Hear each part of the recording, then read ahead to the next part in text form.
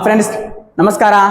ನಾನು ನಿಮ್ಮ ಪ್ರೀತಿಯ ಮಾಳಿಂಗರಾಯ ರಾಯಚೂರು ಕರ್ನಾಟಕ ಕೋಚಿಂಗ್ ಸೆಂಟರ್ ಅಡಿಯಲ್ಲಿ ನಡೆಯುತ್ತಿರುವಂತಹ ಆನ್ಲೈನ್ ತರಗತಿಗೆ ಸ್ವಾಗತ ಸುಸ್ವಾಗತ. ಸ್ನೇಹಿತರೆ, ಮಾಡಿ ಮಾಡಿ ಕೆಟ್ಟರು ಮನವಿಲ್ಲದೆ, ನೀಡಿ ನೀಡಿ ಕೆಟ್ಟರು ನಿಜವಿಲ್ಲದೆ, ಮಾಡುವ ನೀಡುವ ನಿಜಗುಣ ಉಳ್ಳಡೆ ಕೂಡಿಕೊಂಡಿಪ್ಪ ನಮ್ಮ ಕೂಡಲ ಸಂಗಮ ದೇವ ಎಂಬಿರ್ತಕ್ಕಂಥ ಅಣ್ಣ ಬಸವಣ್ಣವರನ ವಚನದಂತೆ ಏನಪ್ಪಾ ಅಂದ್ರೆ ಇಂದಿನ ತರಗತಿಯನ್ನು ಆರಂಭಿಸೋಣ ಸ್ನೇಹಿತರೆ. ಸೊ ಇತ್ತೀಚೆಗೆ ಏನಪ್ಪಾ ಅಂತಂದ್ರೆ RPF constable and sub inspector ಏನಪ್ಪಾ ಅಂದ್ರೆ ನಮ್ಮ KCCಯಲ್ಲಿ ಏನಪ್ಪಾ ಅಂದ್ರೆ ತರಗತಿಗಳು ಸ್ಟಾರ್ಟ್ ಆಗಿದೆ ಸ್ನೇಹಿತರೆ. ಆಲ್ರೆಡಿ ಏನಪ್ಪಾ ಅಂದ್ರೆ ಆಸಕ್ತಿ ಈ ಕೆಳಗಿರ್ತಕ್ಕಂಥ ನಂಬರ್ಗೆ ಏನಪ್ಪಾ ಅಂದ್ರೆ ಸಂಪರ್ಕ ಮಾಡಿ ಸ್ನೇಹಿತರೆ. ಓಕೆನಾ? ನೋಡಿ ಸ್ನೇಹಿತರೆ, ಸಮಯ ಬಹಳ ವ್ಯರ್ಥ ಮಾಡುವುದು ಬೇಡ. ಇದು ಏನಪ್ಪಾ ಅಂತಂದ್ರೆ ಕ್ವಶನ್ ಪೇಪರ್ಗೆ ಸಂಬಂಧಪಟ್ಟಿರ್ತಕ್ಕಂಥ ಇದು ನನ್ನ 4ನೇ ತರಗತಿ. 3 ತರಗತಿಗಳಿಗೆ ಏನಪ್ಪಾ ಅಂದ್ರೆ ನೀವು ಅಭೂತಪೂರ್ವವಾಗಿರ್ತಕ್ಕಂಥ ಬೆಂಬಲವನ್ನು ಸಿಕ್ಕಿದೆ. ಆ ಕಾರಣಕ್ಕಾಗಿ ಏನಪ್ಪಾ ಅಂದ್ರೆ 4ನೇ ತರಗತಿ ಕೂಡ ಮಾಡ್ತಾ ಇದ್ದೀನಿ. 3 ತರಗತಿಗಳಿಗೆ ಯಾವ ರೀತಿ ಏನಪ್ಪಾ ಅಂದ್ರೆ ಬೆಂಬಲ ಕೊಟ್ಟಿದ್ರಿ, ಅದೇ ತರನಾಗಿ ಏನಪ್ಪಾ ಅಂದ್ರೆ ಈ ಒಂದು ನನ್ನ ಈ ಕ್ಲಾಸ್ ಕೂಡ ಏನಪ್ಪಾ ಅಂದ್ರೆ ಬೆಂಬಲ ಕೊಡ್ತೀರಿ ಅಂತ ಭಾವಿಸ್ಕೊಂಡು ಏನಪ್ಪಾ ಅಂದ್ರೆ ಕ್ಲಾಸ್ ಮಾಡ್ತಾ ಇದ್ದೀನಿ ಸ್ನೇಹಿತರೆ. ಫಸ್ಟ್ ಕ್ವಶನ್ ಹೀಗಿದೆ ಸ್ನೇಹಿತರೆ. ಸೈನಾ ನೆಹ್ವಾಲ್ ಅವರು ಈ ಕೆಳಗಿನ ಯಾವ ಕ್ರೀಡೆಯೊಂದಿಗೆ ಸಂಬಂಧ ಹೊಂದಿದ್ದಾರೆ? ಓಕೆನಾ? ಸೈನಾ ನೆಹ್ವಾಲ್ ಎಂಬಿರ್ತಕ್ಕಂಥ ಭಾರತದ ಇತಿಹಾಸದಲ್ಲಿ ಏನಪ್ಪಾ ಅಂದ್ರೆ ಒಬ್ಬ ಕ್ರೀಡಾಪಟು ಇದ್ದಾರೆ. ಆ ಕ್ರೀಡಾಪಟು ಯಾವ ಒಂದು ಕ್ರೀಡೆಗೆ ಸಂಬಂಧಪಟ್ಟಿದ್ದಾರೆ ಅಂತೇಳಿ ಒಂದು RPF ಅಲ್ಲಿ ಏನಪ್ಪಾ ಅಂದ್ರೆ ಕ್ವಶನ್ ಆಗಿದೆ ಸ್ನೇಹಿತರೆ. ನೋಡ್ರಿ, ಹಾಗಾದ್ರೆ table tennis, football, cricket, badminton. ಇಲ್ಲಿ ಸರಿಯಾದ ಉತ್ತರ ಏನಪ್ಪಾ ಅಂದ್ರೆ ಬ್ಯಾಡ್ಮಿಂಟನ್ ಸ್ನೇಹಿತರೆ. ಓಕೆನಾ? ಯಾರು ಈ ಸೈನಾ ನೆಹ್ವಾಲ್ ಅಂತ ಕೊಡ್ತೀವಿ. ಇವ್ರು ಏನಪ್ಪಾ ಅಂದ್ರೆ ಬ್ಯಾಡ್ಮಿಂಟನ್ ಸಂಬಂಧಪಟ್ಟಿರ್ತಕ್ಕಂಥ ಒಬ್ಬ ಭಾರತೀಯ ಕ್ರೀಡಾಪಟು ಅಂತೇಳಿ. ಟ್ರೋಫಿಗಳು ಯಾವುವು? ಬ್ಯಾಡ್ಮಿಂಟನ್ಗೆ ಸಂಬಂಧಪಟ್ಟಿರ್ತಕ್ಕಂಥ ಟ್ರೋಫಿಗಳು ಯಾವುದು? ನೋಡಿ ಸ್ನೇಹಿತರೆ, ಇಲ್ಲೊಂದು ಸ್ಮಾಲ್ ಕೋಡ್ ಮಾಡಿ ನಾನು ಏನ್ ಸರ ಕೋಡು ನೋಡ್ರಿ ಏನಪ್ಪಾ ಅಂದ್ರ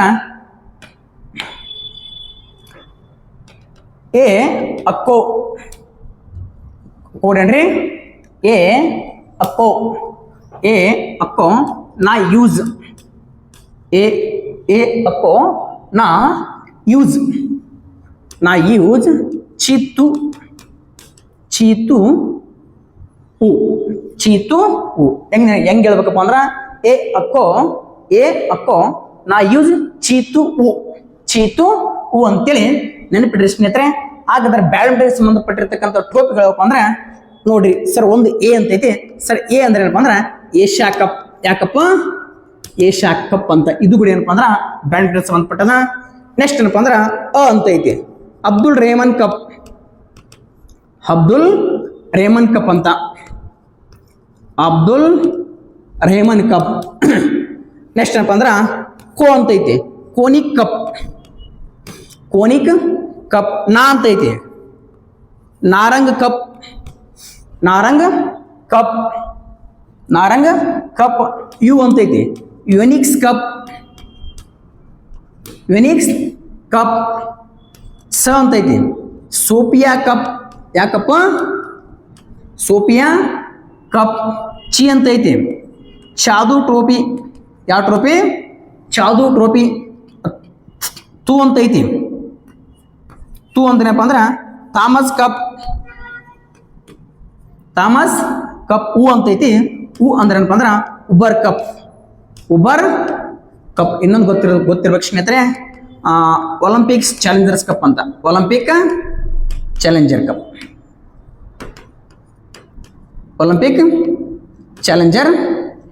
ಓಕೆನಾ? ಬರ್ಕೊಡ್ರಿ. ಸ್ಕ್ರೀನ್ ಶಾಟ್ ತಕ್ಕೋರಿ ಏನಪ್ಪ ಅಂದ್ರ ಇಷ್ಟು ಏನಪ್ಪಾ ಅಂತಂದ್ರ ಎಲ್ಲ ಟ್ರೋಫಿಗಳು ಯಾವ ಕ್ರೀಡೆಗೆ ಸಂಬಂಧಪಟ್ಟಪ್ಪ ಅಂದ್ರ ಬ್ಯಾಡ್ಮಿಂಟನ್ಗೆ ಸಂಬಂಧಪಟ್ಟವ ಅಂತೇಳಿ ನೋಡ್ತೀವಿ. ಓಕೆನಾ? ಹಾಗಾದ್ರೆ ನಾವು ಏನಪ್ಪಾ ಅಂದ್ರೆ ಮುಂದಿನ ಪ್ರಶ್ನೆಗೆ ಈಗ ಹೋಗೋಣ ಸ್ನೇಹಿತರೆ. ಭಾರತದ ಈ ಕೆಳಗಿನ ಯಾವ ನಗರವನ್ನು ಸಿಟಿ ಆಫ್ ಚಿಲ್ಲೀಸ್ ಎಂದು ಕರೆಯಲಾಗುತ್ತದೆ? ಭಾರತದ ಯಾವ ನಗರವನ್ನು ಸಿಟಿ ಆಫ್ ಚಿಲ್ಲೀಸ್ ಅಂತೇಳಿ ಕರಿತೀವಿ ಅಂತೇಳಿ ಕ್ವಶನ್ ಆಗೈತಾ? Tezpur, none of the options, Guntur, Vijayawada. ಇಲ್ಲಿ ಸರಿಯಾದ ಉತ್ತರ ಏನಪ್ಪಾ ಅಂತಂದ್ರ ಗುಂಟೂರು ಅಂತ ನೋಡ್ತೀವಿ. ಯಾವ್ದ್ರಿ? ಗುಂಟೂರು. ಓಕೆನಾ? ಈ ಗುಂಟೂರನ್ನ ಈಗ ನಾವು ಏನಂತ ಕರಿತೀವಪ್ಪ ಅಂತಂದ್ರ ವೆರಿ ಇಂಪಾರ್ಟೆಂಟ್ ಗೊತ್ತಿರಬೇಕು. ಭಾರತದ chillies, city of chillies. Chilli ಅಂದ್ರೆ ಮೆಣಸಿನಕಾಯಿಗಳ ನಗರ ಅಂತ ಕರಿತೀವಿ. ಮೆಣಸಿನಕಾಯಿಗಳ ನಗರ. ಓಕೆನಾ? ಭಾರತದ ಒಂದು ಸಿಟಿ ಆಫ್ ಚಿಲ್ಲೀಸ್ ಯಾವ್ದಪ್ಪ ಅಂದ್ರೆ ಗುಂಟೂರು. ಯಾವ್ರ? ಗುಂಟೂರು. ಗುಂಟೂರು ಅಂದ ತಕ್ಷಣ ನಿಮ್ಗೆ ನೆನಪಾಕತಿ ಯಾವ ರಾಜ್ಯಪ್ಪ ಅಂದ್ರೆ ಸೊ ನಮ್ಮ ಪಕ್ಕದ ರಾಜ್ಯ ಯಾವುದಪ್ಪ ಅಂತಂದ್ರ ಯಾವ್ದ್ರಿ ಇದು ಆಂಧ್ರ ಪ್ರದೇಶ. ಯಾವ ಪ್ರದೇಶ? ಆಂಧ್ರ ಪ್ರದೇಶ. ಯಾವ್ದ್ರಿ? ಗುಂಟೂರು. ಸೊ ಗುಂಟೂರನ್ನ ಈಗ ನಾವು ಏನಂತ ಕರಿತೀವಪ್ಪ ಅಂದ್ರ ಸೊ ಚಿಲ್ಲೀಸ್ ಸಿಟಿ ಅಂತೇಳಿ ಕರಿತೀವಿ. ಓಕೆನಾ? ಯಾವ ನಗರ? ಗುಂಟೂರು. ಇನ್ನೊಂದು ಪಾಯಿಂಟ್ ಗೊತ್ತಿರಬೇಕು, ಇಡೀ ನಮ್ಮ ಏಷ್ಯಾ ಖಂಡದೊಳಗ, ಯಾವ ಖಂಡ? ಏಷ್ಯಾ ಖಂಡ. ಏಷ್ಯಾ ಖಂಡದಲ್ಲಿ ಏನಪ್ಪಾ ಅಂತಂದ್ರ ಅತಿ ದೊಡ್ಡದಾಗಿರ್ತಕ್ಕಂಥ ಏಷ್ಯಾ ಖಂಡದ ಅತಿ ದೊಡ್ಡದಾಗಿರ್ತಕ್ಕಂಥ ಒಣ ಮೆಣಸಿನಕಾಯಿಗಳ ಮಾರುಕಟ್ಟೆ. ಒಣ ಮೆಣಸಿನಕಾಯಿ ಮಾರುಕಟ್ಟೆ ಅಂತ ನೋಡ್ತೀವಿ. ಅದೇ ಯಾವುದಪ್ಪ ಅಂದ್ರೆ ಗುಂಟೂರು ಮಾರುಕಟ್ಟೆ. ಯಾವ ಮಾರುಕಟ್ಟೆ? ಗುಂಟೂರು ಮಾರುಕಟ್ಟೆ ಅಂತ ನೋಡ್ತೀವಿ. ಹಾಗಾದ್ರೆ ಇನ್ನೊಂದು ಪಾಯಿಂಟ್ ಗೊತ್ತಿರ್ಬೇಕು ಸ್ನೇಹಿತರೆ, ಈ ನಮ್ಮ ಭಾರತ ದೇಶದಲ್ಲಿ ಏನಪ್ಪಾ ಅಂತಂದ್ರ ಅತಿ ಹೆಚ್ಚು ಅಧಿಕ ಮೆಣಸಿನಕಾಯಿ ಬೆಳೆಯುವಂತ ರಾಜ್ಯ ಯಾವುದು? ಅಧಿಕ ಮೆಣಸಿನಕಾಯಿ ಬೆಳೆಯುವಂತ ರಾಜ್ಯ ಯಾವುದು ಅಂತೇಳಿ ನೋಡ್ತೀವಿ. ಓಕೆನಾ? ಸೊ ಯಾವ್ದಪ್ಪ ಅಂದ್ರೆ ಒಂದು ಆಂಧ್ರ ಪ್ರದೇಶ, ಎರಡು ಏನಪ್ಪಾ ಅಂದ್ರ ತೆಲಂಗಾಣ. ಅದೇ ತರನಾಗಿ ಏನಪ್ಪಾ ಅಂದ್ರ ಅತಿ ಹೆಚ್ಚು ಮೆಣಸಿನಕಾಯಿ ಬೆಳೆಯುವಂತ ದೇಶ ಯಾವ್ದಪ್ಪ ಅಂದ್ರ ಒಂದು ಚೀನಾ. ಸೊ ಎರಡು ಏನಪ್ಪಾ ಅಂದ್ರ ಮೆಕ್ಸಿಕೋ. ಮೆಕ್ಸಿಕೋ. ಇವು ಏನಪ್ಪಾ ಅಂದ್ರ ಜಗತ್ತಿನೊಳಗ ಅತಿ ಹೆಚ್ಚು ಚಿಲ್ಲಿ ಅಂದ್ರ ಮೆಣಸಿನಕಾಯಿನ ಬೆಳೆಯುವಂತ ನಗರಗಳು. ಭಾರತ ಅಂತ ಬಂದ್ರೆ ರಾಜ್ಯ ತೆಲಂಗಾಣ, ಸೆಕೆಂಡ್ ಏನಪ್ಪಾ ಅಂದ್ರ ಫಸ್ಟ್ ರಾಜ್ಯ ಬಂದ್ರೆ ಆಂಧ್ರ ಪ್ರದೇಶ, ಸೆಕೆಂಡ್ ತೆಲಂಗಾಣ. ಯಾವುದೇ ಏನೀಗ ದೇಶ ಅಂತ ಬಂದಾಗ ಮೊದಲು ಚೀನಾ, ಆಮೇಲೆ ಏನಪ್ಪಾ ಅಂದ್ರ ಮೆಕ್ಸಿಕೋ ಅಂತ ನೋಡ್ತೀವಿ. ಇನ್ನೊಂದು ಪಾಯಿಂಟ್ ಗೊತ್ತಿರಬೇಕು ಸ್ನೇಹಿತರೆ, ಸೊ ಭಾರತದ ನಗರಗಳು ಮತ್ತು ಮತ್ತೆ ನೋಡ್ತೀವಿ ಅಂದ್ರ ನಗರಗಳು ಮತ್ತು ನದಿ ದಂಡಿ ಅಂತ ನೋಡ್ತೀವಿ. ಅರ್ಥ ಆಯ್ತಾ? ಸೊ ಈ ರೀತಿ ಇರ್ತಕ್ಕಂಥ ಸಂದರ್ಭದಲ್ಲಿ ಬಂದ್ರ ಗುಂಟೂರು ಎಂಬರ್ತಕ್ಕಂಥ ಯಾವ ರಾಜ್ಯದ ಕಂಡು ಬರ್ತಕ್ಕ ಅಂದ್ರ ಆಂಧ್ರ ಪ್ರದೇಶ. ಒಂಚೂರು ಇಲ್ಲಿ ನೋಡ್ರಿ, ಇದನ್ನ ಇಲ್ಲಪ್ಪ ಅಂದ್ರ ಇದನ್ನ ತೆಗೆದು ಬಿಡಮ್. ಸೊ ಗುಂಟೂರು. ಓಕೆ, ಸರಿ. ಗುಂಟೂರು ಎಲ್ಲಿ ಕಂಡು ಬರ್ತಪ್ಪ ಅಂದ್ರ ಆಂಧ್ರದಲ್ಲಿ ಕಂಡು ಬರ್ತ. ನಿಮ್ಗೆ ಇದು ಬೇಕಾದಪ್ಪ ಅಂದ್ರೆ ಅಲ್ಲಿ ಸ್ವಲ್ಪ ವಿಡಿಯೋ ಏನಪ್ಪ ಅಂದ್ರೆ ಇದು ಕೂಡಿಸ್ರಿ, ಅದಿಟ್ಟು ನೋಡ್ರಿ. Okay, yes, very important. Guntur ಅಂತ ಬರ್ತಾ. ಯಾವ ಊರು? ಗುಂಟೂರು. ಸರ್ ಇದು ಯಾವ ರಾಜ್ಯದಲ್ಲಿ ಕಂಡು ಬರ್ತಪ್ಪ? ಯಾವ ರಾಜ್ಯದಲ್ಲಿ ಕಂಡು ಬರ್ತಪ್ಪ ಅಂದ್ರ ಆಂಧ್ರ ಪ್ರದೇಶದಲ್ಲಿ Guntur. Yes, very important. So ಇದು ಯಾವ ರಾಜ್ಯದ ಕಂಡು ಬರ್ತಾರೆ? ಆಂಧ್ರ ಪ್ರದೇಶದೊಳಗೆ ಕಂಡು ಬರುತ್ತಾ. Yes, okay. Guntur first point ಏನಪ್ಪ ಅಂದ್ರ ಎಪಿ ಅಂದ್ರ ಆಂಧ್ರ ಪ್ರದೇಶದಲ್ಲಿ ಕಂಡು ಬರ್ತಾ. ಹಾಗಾದ್ರೆ ಸರ ಯಾವ ನದಿ ತೀರದಲ್ಲಿ ಕಂಡು ಬರ್ತಾ? ಯಾವ ನದಿ ತೀರದಲ್ಲಿ ಅಂದ್ರ ಕೃಷ್ಣಾ ನದಿ. ಯಾವ ನದಿ? ಕೃಷ್ಣಾ ನದಿ. ಎಸ್, ವೆರಿ ಇಂಪಾರ್ಟೆಂಟ್ ಸ್ನೇಹಿತರೆ. ಇದೇನಪ್ಪ ಅಂದ್ರ ಸೊ ಕೃಷ್ಣಾ ನದಿ ತೀರದಲ್ಲಿ ಏನಪ್ಪ ಅಂದ್ರ ಗುಂಟೂರು ಕಂಡು ಬರ್ತಾ. ಈ ಗುಂಟೂರು ಜಿಲ್ಲೆಯೊಳಗ ಇನ್ನೊಂದು ವೆರಿ ಇಂಪಾರ್ಟೆಂಟ್, ಇತ್ತೀಚೆಗೆ ಏನಪ್ಪಾ ಅಂದ್ರ ಸೊ ನಿನ್ನೆ ತಾನೇ ಏನಪ್ಪಾ ಅಂದ್ರ ಆಂಧ್ರದ ಮುಖ್ಯಮಂತ್ರಿ ಆಗಿರ್ತಕ್ಕಂಥ ಸೊ ಚಂದ್ರಬಾಬು ನಾಯ್ಡು ಅವರು ಘೋಷಣೆ ಮಾಡ್ತಾರೆ ಏನಪ್ಪಾ ಅಂದ್ರ ಅಮರಾವತಿಯನ್ನು ಜಿಲ್ಲೆಯನ್ನಾಗಿ ಮಾಡ್ತಾರ. ಹಾಗಾದ್ರೆ ಅಮರಾವತಿ ಕಂಡು ಬರೋದಿಲ್ಲಪ್ಪ ಅಂದ್ರ ಆಂಧ್ರ ಪ್ರದೇಶದ ಯಾವ ನಗರದಲ್ಲಿ ಐತಿ? Amaravati. Yes, very very important. Amaravati ಇದು ಪ್ರಸ್ತುತ ಆಂಧ್ರ ಪ್ರದೇಶದ ಜಿಲ್ಲೆ ಅಂತ ನಿನ್ನೆ ಘೋಷಣೆ ಮಾಡ್ತಾನ. ಯಾರೋ? ಆಂಧ್ರದ CM ಚಂದ್ರಬಾಬು ನಾಯ್ಡು. ಇದು ಏನಪ್ಪಾ ಅಂದ್ರ ಇದು ಯಾವ ಜಿಲ್ಲೆ ಒಳಗೆ ಕಂಡು ಬರ್ತಪ್ಪ ಅಂದ್ರ ಗುಂಟೂರು ಜಿಲ್ಲೆ ಒಳಗೆ ಏನಪ್ಪಾ ಅಂದ್ರ ಇದು ಕಂಡು ಬರ್ತದ. ಇದು ಕೂಡ ಯಾವ ನದಿ ದಡದ ಮೇಲೆ ಐತಿಪ್ಪ ಅಂದ್ರ ಕೃಷ್ಣಾ ನದಿ ದಡದ ಮೇಲೆ ಏನಪ್ಪ ಅಂದ್ರ ಈ ಅಮರಾವತಿ ಕಂಡು ಬರ್ತದೆ ಸ್ನೇಹಿತರೆ. ಇನ್ನೊಂದು ವೆರಿ ಇಂಪಾರ್ಟೆಂಟ್ ಗೊತ್ತಿರಬೇಕು, ದಕ್ಷಿಣ ಭಾರತದಲ್ಲಿ ಸ್ಥಾಪನೆ ಆಗಿರುವಂತ ಮೊಟ್ಟ ಮೊದಲ ಸ್ವತಂತ್ರ ಮನೆತನ ಯಾವುದಪ್ಪ ಅಂತಂದ್ರ ಸೊ ಶಾತವಾಹನರು. ಯಾರು? ಶಾತವಾಹನರು. ಇಂಥ ಶಾತವಾಹನರು ಏನ್ ಮಾಡ್ತಾರಪ್ಪ ಅಂದ್ರ ಇದೇ ಅಮರಾವತಿಲಿ ಏನಪ್ಪಾ ಅಂದ್ರ ಒಂದು ಬೌದ್ಧ ಧರ್ಮಕ್ಕೆ ಸಂಬಂಧಪಟ್ಟಂತೆ, ಯಾವ ಧರ್ಮ? ಬೌದ್ಧ ಧರ್ಮಕ್ಕೆ ಸಂಬಂಧಪಟ್ಟಿರ್ತಕ್ಕಂಥ ಸ್ತೂಪ ನಿರ್ಮಾಣ ಮಾಡ್ತಾರ. ಯಾವುದು? ಸ್ತೂಪ. ಸೊ ಅದಕ್ಕೆ ಏನಂತ ಕರಿತೀವಿ ಅಂದ್ರೆ ಅಮರಾವತಿ ಸ್ತೂಪ. ಅಮರಾವತಿ ಸ್ತೂಪ. ಇದರ ವಿಶೇಷತೆ ಏನಪ್ಪಾ ಅಂದ್ರ ದಕ್ಷಿಣ ಭಾರತದಲ್ಲಿ ಅತಿ ದೊಡ್ಡದಾದ ಸ್ತೂಪ. ದಕ್ಷಿಣ ಭಾರತದ ದೊಡ್ಡ ಸ್ತೂಪ. ಹಾಗಾದ್ರೆ ಸರ್ ಸ್ತೂಪ ಅಂದ್ರೆ ಏನಿಲ್ಲ ಸ್ನೇಹಿತರೆ, ಬುದ್ಧನ ಅವಶೇಷಗಳ ಮೇಲೆ ಕಟ್ಟಿರ್ತಕ್ಕಂಥ ಗುಮ್ಮಟ ಆಕಾರದ ಕಟ್ಟಡಕ್ಕೆ ನಾವೇನ್ ಕರಿತೀವಿ? ಸ್ತೂಪ ಅಂತೇಳಿ ಕರಿತೀವಿ. ಹಾಗಾದ್ರೆ ಭಾರತ ಅತಿ ದೊಡ್ಡ ಸ್ತೂಪ ಯಾವ್ದಪ್ಪ ಅಂದ್ರ ಸಂಚಿ ಸ್ತೂಪ, ಮಧ್ಯಪ್ರದೇಶ ಕಂಡು ಬರ್ತಾ. ಅಶೋಕ ತನ್ನ ಕಾಲದೊಳಗೆ 84,000 ಸ್ತೂಪ ನಿರ್ಮಾಣ ಮಾಡ್ತಾನ. ಅದರಲ್ಲಿ ಕೂಡ ಇದು ಒಂದು ಯಾವುದು? ಮಧ್ಯಪ್ರದೇಶದ ಸಂಚಿ ಸ್ತೂಪ. ಓಕೆನಾ? ಅದು 200 ರೂಪಾಯಿ ನೋಟ್ ಮೇಲೆ ಏನಪ್ಪಾ ಅಂದ್ರ ಐತಿ, ಗೊತ್ತಿರಬೇಕು. ಓಕೆನಾ? ಇದ್ರ ಜೊತೆ ಏನಪ್ಪಾ ಅಂದ್ರ ಆಂಧ್ರ ಅಂತ ಬಂದ ತಕ್ಷಣ ಇತ್ತೀಚೆಗೆ ಕರೆಂಟ್ ಅಫೇರ್ಸ್ ಏನಪ್ಪಾ ಅಂದ್ರ ಆಂಧ್ರದ ಆಂಧ್ರದ CM ಯಾರಪ್ಪ ಅಂದ್ರೆ ಚಂದ್ರಬಾಬು ನಾಯ್ಡು ಅಂತ. ಚಂದ್ರಬಾಬು ನಾಯ್ಡು ಗೊತ್ತಿರ್ಬೇಕು. ಯಾಕಪ್ಪ ಅಂದ್ರ ಈಗ ನಿನ್ನೆ ದಿನ ಏನ್ ಮಾಡಿದಪ್ಪ ಅಂದ್ರ ಪ್ರಮಾಣ ವಚನ ಸ್ವೀಕಾರ ಮಾಡಿದ ಚಂದ್ರಬಾಬು ನಾಯ್ಡು. ಅದಾದ್ಮೇಲೆಪ್ಪ ಅಂದ್ರ ಸರ್ ಇಲ್ಲಿ ಗವರ್ನರ್ ರಾಜ್ಯಪಾಲ ಯಾರೇ ನೆನ್ಪಿಡ್ರಿ, ಅಬ್ದುಲ್ ನಜೀರ್. ಅಬ್ದುಲ್ ನಜೀರ್ ಹೆಂಗ್ ನೆನ್ಪಿಡ್ಬೇಕಪ್ಪ ಅಂದ್ರ ಆಂಧ್ರದ ಅಬ್ದುಲ್ಲಾ ಅಂದ್ರೆ ಆಂಧ್ರದ ಅಬ್ದುಲ್ ನಜೀರ್. ಹಾಗಾದ್ರೆ ಇಲ್ಲಿ ಕಂಡು ಬರ್ತಕ್ಕಂಥ MLAಗಳ ಸಂಖ್ಯೆ ಎಷ್ಟಪ್ಪ ಅಂದ್ರ 175. ಇದನ್ನು ಕೇಳಬಹುದು. ಯಾಕಪ್ಪ ಅಂದ್ರೆ ರೀಸೆಂಟ್ ಆಗಿ ಏನಪ್ಪ ಅಸೆಂಬ್ಲಿ ಎಲೆಕ್ಷನ್ ಆಗೈತಿ ಪಾರ್ಲಿಮೆಂಟ್ ಜೊತೆ, ಅದು ಗೊತ್ತಿರಬೇಕು. ಹಾಗಾದ್ರ ಸರ್ ಆಂಧ್ರ ಪ್ರದೇಶ ಒಂದು ಏನಪ್ಪಾ ಸರ್ ಏಕಶಾಸಕಾಂಗೋ ಏನು ಸರ್ ದ್ವಿಶಾಸಕಾಂಗೋ ಅಂತ ನೋಡಿದಾಗ ಇದು ದ್ವಿಶಾಸಕಾಂಗ. ಬೈಕ್ ಕ್ಯಾಮ್ರಲಿಸಮ್ ಅಂತ ಕರಿತೀವಿ. ಬೈಕ್ ಕ್ಯಾಮ್ರಲ್ ಅಂದ್ರ ದ್ವಿಶಾಸಕಾಂಗ. ಇಲ್ಲಿ ವಿಧಾನಸಭೆ ಐತಿ, ವಿಧಾನ ಪರಿಷತ್ತು ಐತಿ. ಓಕೆನಾ? ಹಾಗಾದ್ರೆ ಎಷ್ಟು ರಾಜ್ಯದೊಳಗ ವಿಧಾನ ಪರಿಷತ್ ಐತಿ ಕಮೆಂಟ್ ಬಾಕ್ಸ್ ಒಳಗೆ ಕಮೆಂಟ್ ಮಾಡ್ರಿ. ಅದ್ರಾಗ ಒಂದು ಯಾವ್ದೋ ಆಂಧ್ರ ಪ್ರದೇಶ. ಅದ್ಯಾವ್ದಪ್ಪ ಅಂದ್ರ ಕೌನ್ಸಿಲ್ ಅಂತ ಕರಿತೀವಿ. Council COUNCIL. ಕೌನ್ಸಿಲ್ ಸದಸ್ಯರು ಎಷ್ಟು ಜನಪ್ಪ ಅಂದ್ರ 58. ಇವರು MLCಗಳು ಅಂದ್ರ ವಿಧಾನ ಪರಿಷತ್ತಿನ ಸದಸ್ಯರ ಸಂಖ್ಯೆ ಎಷ್ಟಪ್ಪ ಅಂದ್ರ 58. ಅರ್ಥಾತ್ MLAಗಳ ಸಂಖ್ಯೆ ಎಷ್ಟಪ್ಪ 175. ಓಕೆ, ಇಷ್ಟೇನಪ್ಪ ಸಂಕ್ಷಿಪ್ತವಾಗಿ ಆಂಧ್ರದ ಬಗ್ಗೆ ಗೊತ್ತಿರಬೇಕು. ಓಕೆನಾ? ಸೊ ಈಗೇನಪ್ಪ ಅಂದ್ರೆ ನಾವು ಒಂದು ಮುಂದಿನ ಕ್ವಶನ್ಗೆ ಅಂತ ಕ್ವಶನ್ ಕಡೆ ಏನಪ್ಪ ಅಂದ್ರೆ ಹೋಗೋಣ ಸ್ನೇಹಿತರೆ. ಎಸ್, ಅನಿಲಗಳ ಒತ್ತಡವನ್ನು ಅಳೆಯಲು ಈ ಕೆಳಗಿನ ಯಾವ ಸಾಧನವನ್ನು ಬಳಸುತ್ತಾರೆ? ಒಂಚೂರು ಅನಿಲ್ ಅಂದ ತಕ್ಷಣ ಏನಪ್ಪ ಅಂದ್ರೆ ಸ್ವಲ್ಪ ಕ್ವಶನ್ಸ್ ಟಫ್ ಅನಿಸ್ಬೋದು. ಸೊ ಏನಪ್ಪ ಇಂಗ್ಲೀಷ್ ಹುಡುಗರಿಗೆ ಗೊತ್ತಾಗ್ಬಿಡ್ತಾ. Which of the following instruments is used to the measure the pressure of gases? ಅಂದ್ರೆ ಗಾಳಿಯ ಒತ್ತಡ ಅಳೆಯಕ್ಕೆ ಏನಪ್ಪ ಅಂದ್ರೆ ನಾವು ಏನು ಯೂಸ್ ಮಾಡ್ತೀವಿ ಅಂದ್ರೆ ಬಾರೋಮೀಟರ್. ಏನು ಯೂಸ್ ಮಾಡ್ತೀವಿ? ಬಾರೋಮೀಟರ್ ಏನಪ್ಪ ಅಂದ್ರೆ ಯೂಸ್ ಮಾಡ್ತೀವಿ. ಸೊ ಈ ತರ ಏನಪ್ಪ ಅಂದ್ರೆ ಮೆಜರ್ಮೆಂಟ್ ಮೇಲೆ ಒಂದು ಕ್ವಶನ್ ಫಿಕ್ಸ್ ಇರುತ್ತೆ ಸ್ನೇಹಿತರೆ. ಸೊ ಒಂದಿಷ್ಟು ಏನಪ್ಪ ಅಂದ್ರೆ ಇಲ್ಲಿ ಕೊಡುವಂತ ಪ್ರಯತ್ನ ಮಾಡೀನಿ. ಏನ್ರಿ ಸರ, ಈ ಕಡೆ ಏನಪ್ಪ ಅಂದ್ರೆ ಸಾಧನಗಳು, ಈ ಕಡೆ ಏನಪ್ಪ ಅಂದ್ರೆ ಅವುಗಳನ್ನು ಎಲ್ಲೆಲ್ಲಿ ಬಳಕೆ ಮಾಡ್ತಾರೆ ಅಂತೇಳಿ ಐದು ಒಂಚೂರು ನೋಡ್ಕೊಂಬಂದ್ಬಿಡ್ರಿ. ಈ ಕಡೆ ಏನಪ್ಪ ಅಂದ್ರೆ ಫ್ಯಾಥೋಮೀಟರ್ ಅಂತ ಬರ್ತಾ ಏನ್ರಿ? ಫ್ಯಾಥೋಮೀಟರ್ ಏನ್ ಸರ? ಈ ಫ್ಯಾಥೋಮೀಟರ್ ಸರ್ ಇದನ್ನ ಎಲ್ಲಿ ಯೂಸ್ ಮಾಡ್ತೀವಿ ಅಂದ್ರೆ ಸಾಗರಗಳ ಆಳವನ್ನು ಅಳೆಯಕ್ಕೆ ಏನಪ್ಪ ಅಂದ್ರೆ ಫ್ಯಾಥೋಮೀಟರ್. ಗಿಗರ್ ಮಿಲ್ಲರ್ ಕೌಂಟರ್ ಅಂತ ಬರ್ತಾ ಅದು ವಿಕಿರಣಶೀಲತೆಯನ್ನು ಅಳೆಯಕ್ಕೆ ಯೂಸ್ ಮಾಡ್ತೀವಿ. ಫೋಟೋಮೀಟರ್ ಅಂತ ಬರ್ತಾ. ಫೋಟೋಮೀಟರ್ ಅಂದ್ರೆ ಬಾಷ್ಪ ವಿಸರ್ಜನೆ. ಸರ್ ಸಿಸ್ಮೋಮೀಟರ್ ಹಿಂಗಂದ್ರೆ ಏನಪ್ಪ ಅಂದ್ರೆ ಭೂಕಂಪದ ಪತ್ತೆ ಮತ್ತು ದಾಖಲೆ ಯೂಸ್ ಮಾಡಕ ಬಳಸ್ತೀವಿ. ರಿಕ್ಟರ್ ಮಾಪಕ ಭೂಕಂಪದ ತೀವ್ರತೆ. ಹೈಗ್ರೋಮೀಟರ್ ಗಾಳಿಯಲ್ಲಿನ ತೇವಾಂಶ. ಹೈಡ್ರೋಮೀಟರ್ ದ್ರವದಲ್ಲಿನ ಸಾಂದ್ರತೆ. ಸ್ಪೆಕ್ಟ್ರೋಮೀಟರ್ ಬೆಳಕಿನ ವಿಭಜನೆ. ಬಾರೋಮೀಟರ್ ಗಾಳಿಯಲ್ಲಿನ ಒತ್ತಡ. ಇದೇ ಸೇಮ್ ಕ್ವಶನ್. ಇಲ್ಲಿ ಅನಿಲ ಅಂತ ಕೊಟ್ಟಾರ, ಅದು ಸ್ವಲ್ಪ ಚಿಂತೆಗೆ ಈಡಾಗಬಾರ್ದು. ಗೆಲೋನೋಮೀಟರ್ ವಿದ್ಯುತ್ ಪ್ರವಾಹ ಕಡಿಮೆ ಮಾಡಲು. ಇಲ್ಲಿ ಐತಿ ನೋಡ್ರಿಪ್ಪ, ಆಪ್ಷನ್ಸ್ ಕೊಟ್ಟಲ್ಲ. ಗೆಲೋನೋಮೀಟರ್ ಯಾಕಪ್ಪ ಅಂದ್ರ ವಿದ್ಯುತ್ ಪ್ರವಾಹನ ಕಡಿಮೆ ಮಾಡಲಿ ಏನಪ್ಪ ಅಂದ್ರ ಎಲೆಕ್ಟ್ರಿಕ್ ಒಂದು ಸಾಧನ ಏನಪ್ಪ ಅಂದ್ರ ಬಳಸ್ತಾರ. ಅಮ್ಮೀಟರ್ ಅಂತ ಐತಿ. ವಿದ್ಯುತ್ ಪ್ರವಾಹ ಏನಪ್ಪ ಅಂದ್ರ ಅಳ್ಯಾಕ. ಇದು ಹೆಚ್ಚಿನ ಪ್ರಮಾಣದಲ್ಲಿ, ಇದು ಕಡಿಮೆ ಪ್ರಮಾಣದಲ್ಲಿ. ನೋಡ್ರಿ ಒಂಚೂರು ತಿಳ್ಕೊಂಡ್ಬಿಡ್ರೆ ಗೆಲೋನೋಮೀಟರ್ ಮತ್ತು ammeter. What is different between galvanometer and ammeter?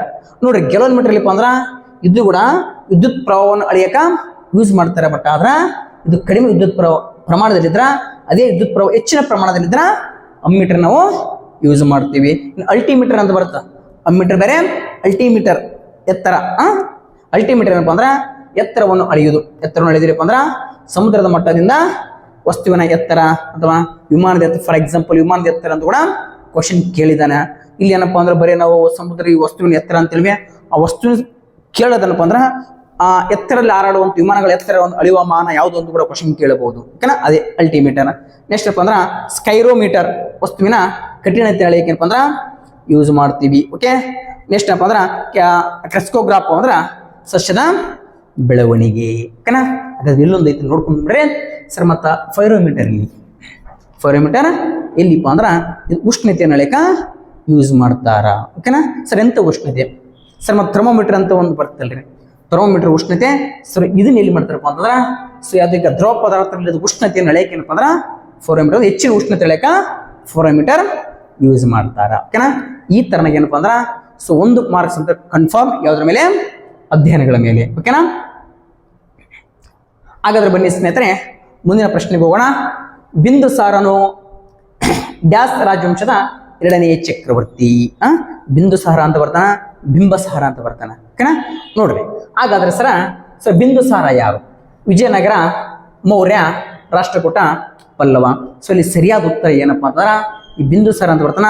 Sir Bindusara ಯಾರು? ಬಿಂದುಸಾರ ಯಾರಪ್ಪ ಅಂದ್ರ ಮೌರ್ಯ ಸಾಮ್ರಾಜ್ಯದಲ್ಲಿ ಬರುವಂತ ಒಬ್ಬ ದೊರೆ. ಎಲ್ಲಿ ಬರ್ತಾನೆ? ಮೌರ್ಯ ಸಾಮ್ರಾಜ್ಯದಲ್ಲಿ ಬರುವಂತ ಒಬ್ಬ ದೊರೆ ಯಾರಪ್ಪ ಅಂದ್ರ ಬಿಂದುಸಾರ. ಓಕೆ. ಹಾಗಾದ್ರೆ ಸರ್ ಬಿಂಬಸಾರ ಎಲ್ಲಿ ಬರ್ತಾನೆ? ನಿಮ್ಗೆ ಒಂಚೂರು ಕನ್ಫ್ಯೂಷನ್ ಆಗತ್ತೆ. ಸರ್ ಬಿಂಬಸಾರ ಬೇರೆ, ಬಿಂದುಸಾರ ಒಂಚೂರು ನೋಡ್ಕೊಂಡ್ಬಿಡ್ರಿ. ಬಿಂಬಸಾರ, ಬಿಂದುಸಾರ. ಓಕೆ ಸರ್ ಯಾರು ಮೊದಲು ಬರ್ತಾರ? ನೋಡ್ರಿ, ಇಲ್ಲಿ ಬಿ ಐತಿ, ಆಮೇಲೆ ಪೂಜೆ ಐತಿ, ಅಷ್ಟು ಬಿಡ್ರಿ. ಇಲ್ಲಿ ಬಿ ಐತಿ, ಪೂಜೆ ಬಿಡ್ರಿ, ಆಮೇಲೆ ಬ ಬರ್ತಾ, ಆಮೇಲೆ ಡಿ ಬರ್ತಾ. ನೋಡ್ರಿ, ಬ ಅಂತಂದ್ರ ಬಿ ಅನ್ಕೋರಿ, ಡಿ ಅಂದ್ರ ದು ಅಂದ್ರ ಡಿ ಅನ್ಕೋರಿ.